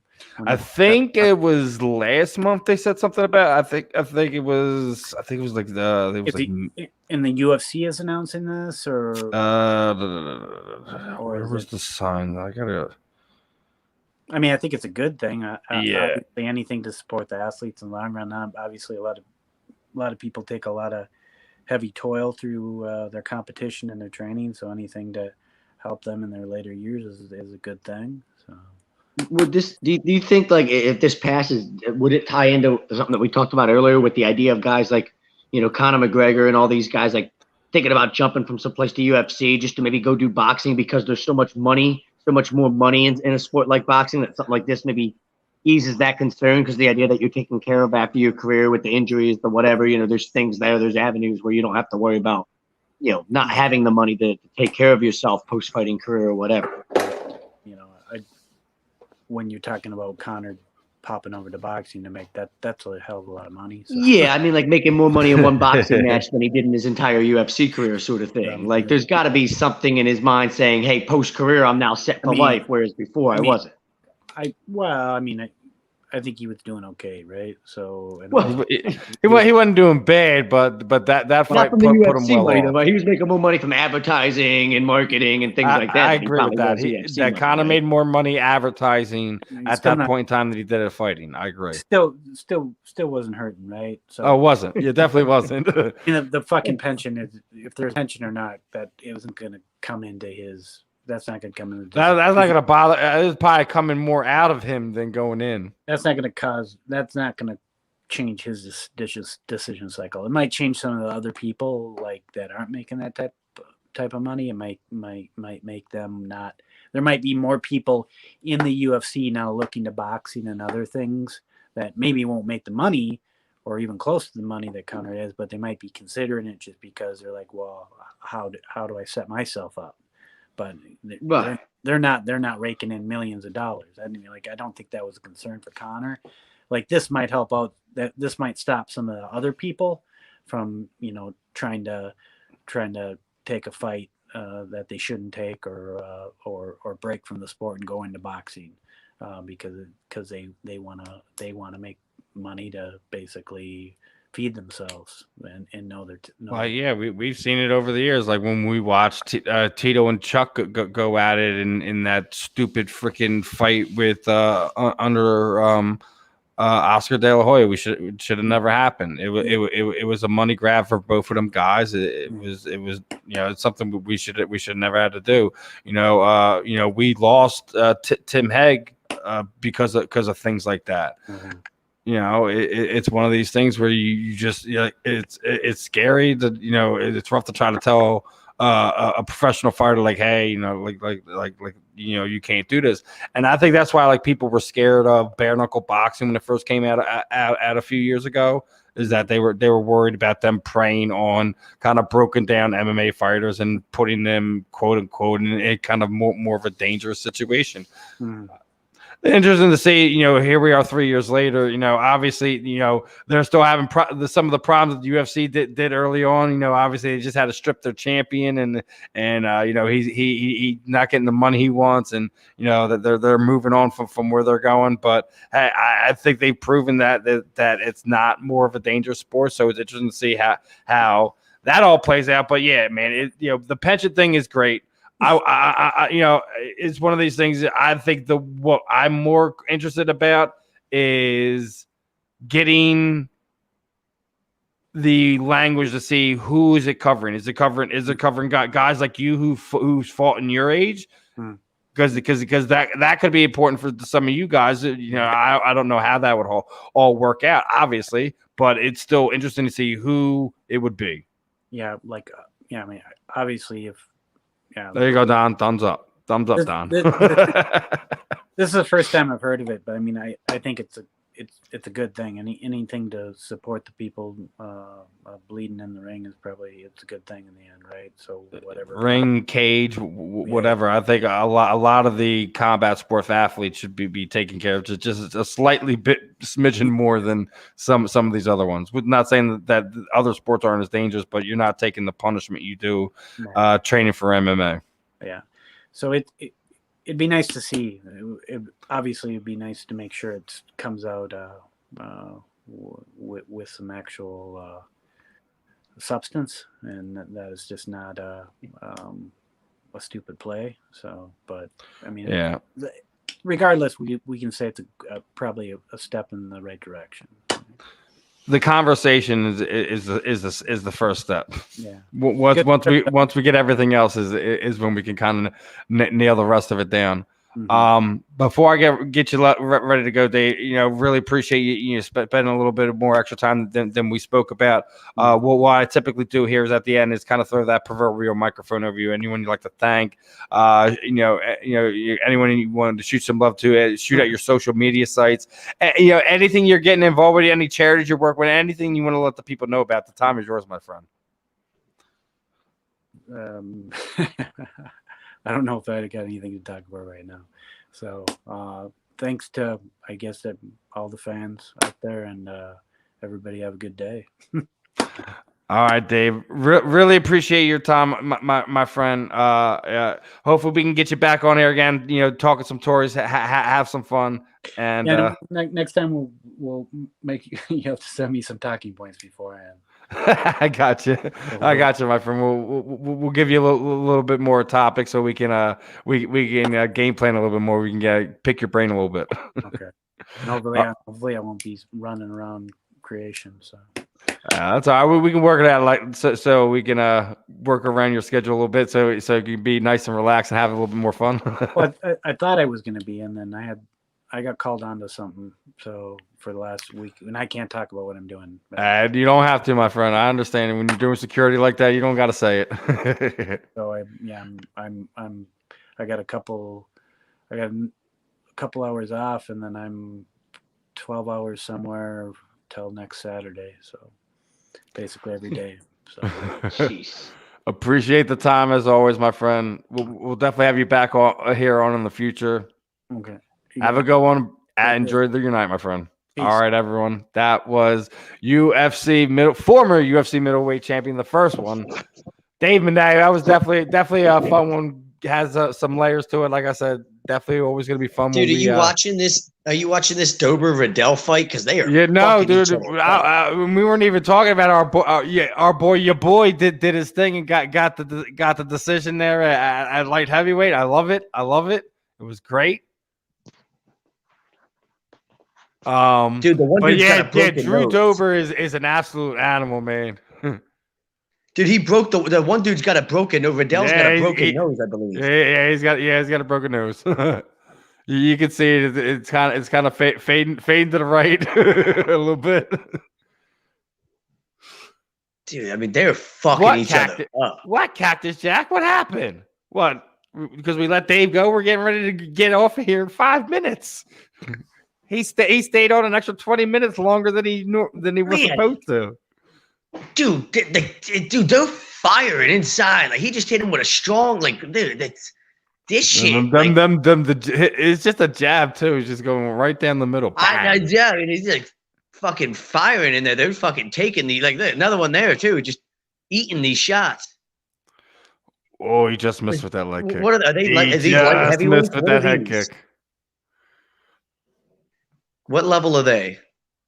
Well, Dober's probably. I think I think it says he's ranked 13th, so he's been moving up and up. I believe he's. I think he's a 55er, if I remember correctly. He's either a 55er or a 45er.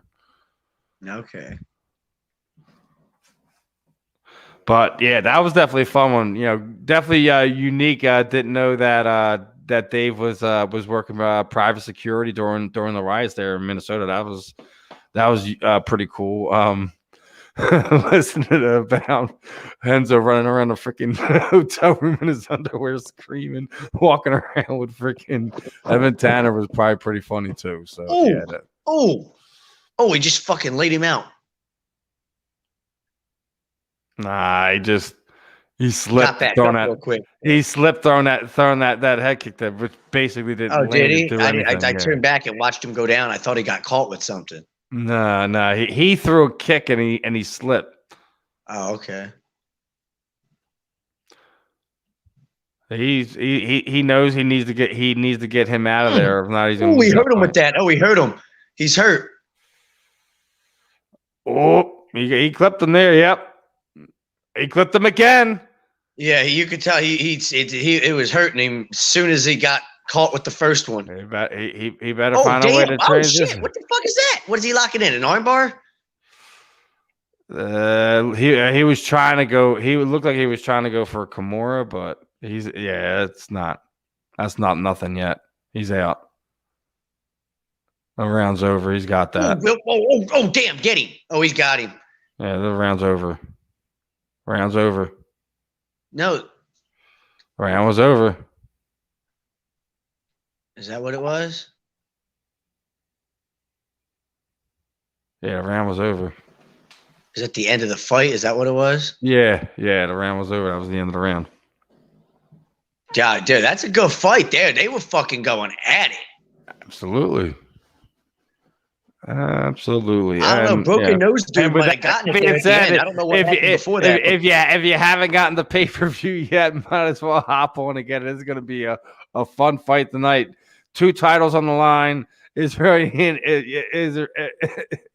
to be defending his title. You got Nate Diaz and what was it? Leo. Do you think broken nose dude won here? Nah, I think that goes to That's gonna go to Dober.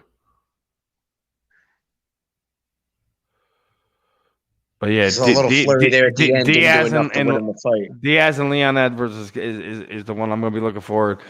I'm betting you $5 he open hand smacks Leon Edwards at least once. But again, another fun one in the books. I know. This is getting to the end of it here. Appreciate it, everyone for hopping on. Everyone in the chat, Facebook, YouTube, Twitter, the whole nine. Phillies, Sixers, MMA was all. We talked a little bit of everything. Obviously, hopefully we can get into some more football over the next few weeks. Oh wow! What? Liddell got it. Oh, whoa, Liddell! Unanimous decision. Liddell got it. Unanimous decision. Wow. Gotcha.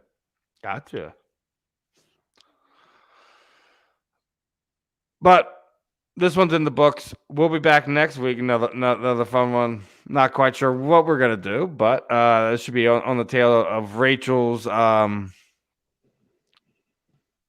Day roundtable alpha male show. That should be fun. We got some fun guests lined up for that one. Appreciate the love, Lord. Definitely, Dave made that one fun. It was a good interview, fun interview. Anything else you want to add before we let the people go this week? No, it's anything you want to let them know, get off your chest, release. Go Sixers, go Lightning. Jesse Davis, do you think the Eagles get Steven Nelson? No, the Eagles possibly, but no. I don't think they're going to go after him. Steven Nelson, didn't Nelson just sign with somebody? Thanks, Jesse. Appreciate the love. And before we wrap it up again, I believe we are officially going to be getting a new Twitter for YouTube or a new Twitter for HUD. So we're going to be getting ready to do some little promotions to kind of build up that following there. Getting closer to that 6K on YouTube. Again, make sure you guys are checking out the premium package for our No Notes fam. For the exclusive content, that's $9.99 a month. Make sure you're signing up for that. Again, like I said, anyone who is signed up for that, anyone who does that and either uses the HUD promotional codes for Body Check Wellness or Manscaped, screenshot that to me. I'm going to enter you into a giveaway at the end of the month. We're going to be doing a lot of things over the summer. We're going to be working on some things. I got some things to give away for you people. Other than that, I think that's it for this one. I'm Steve. He's Zach. This is another episode of the Weekly Roundup. We'll catch you guys next week.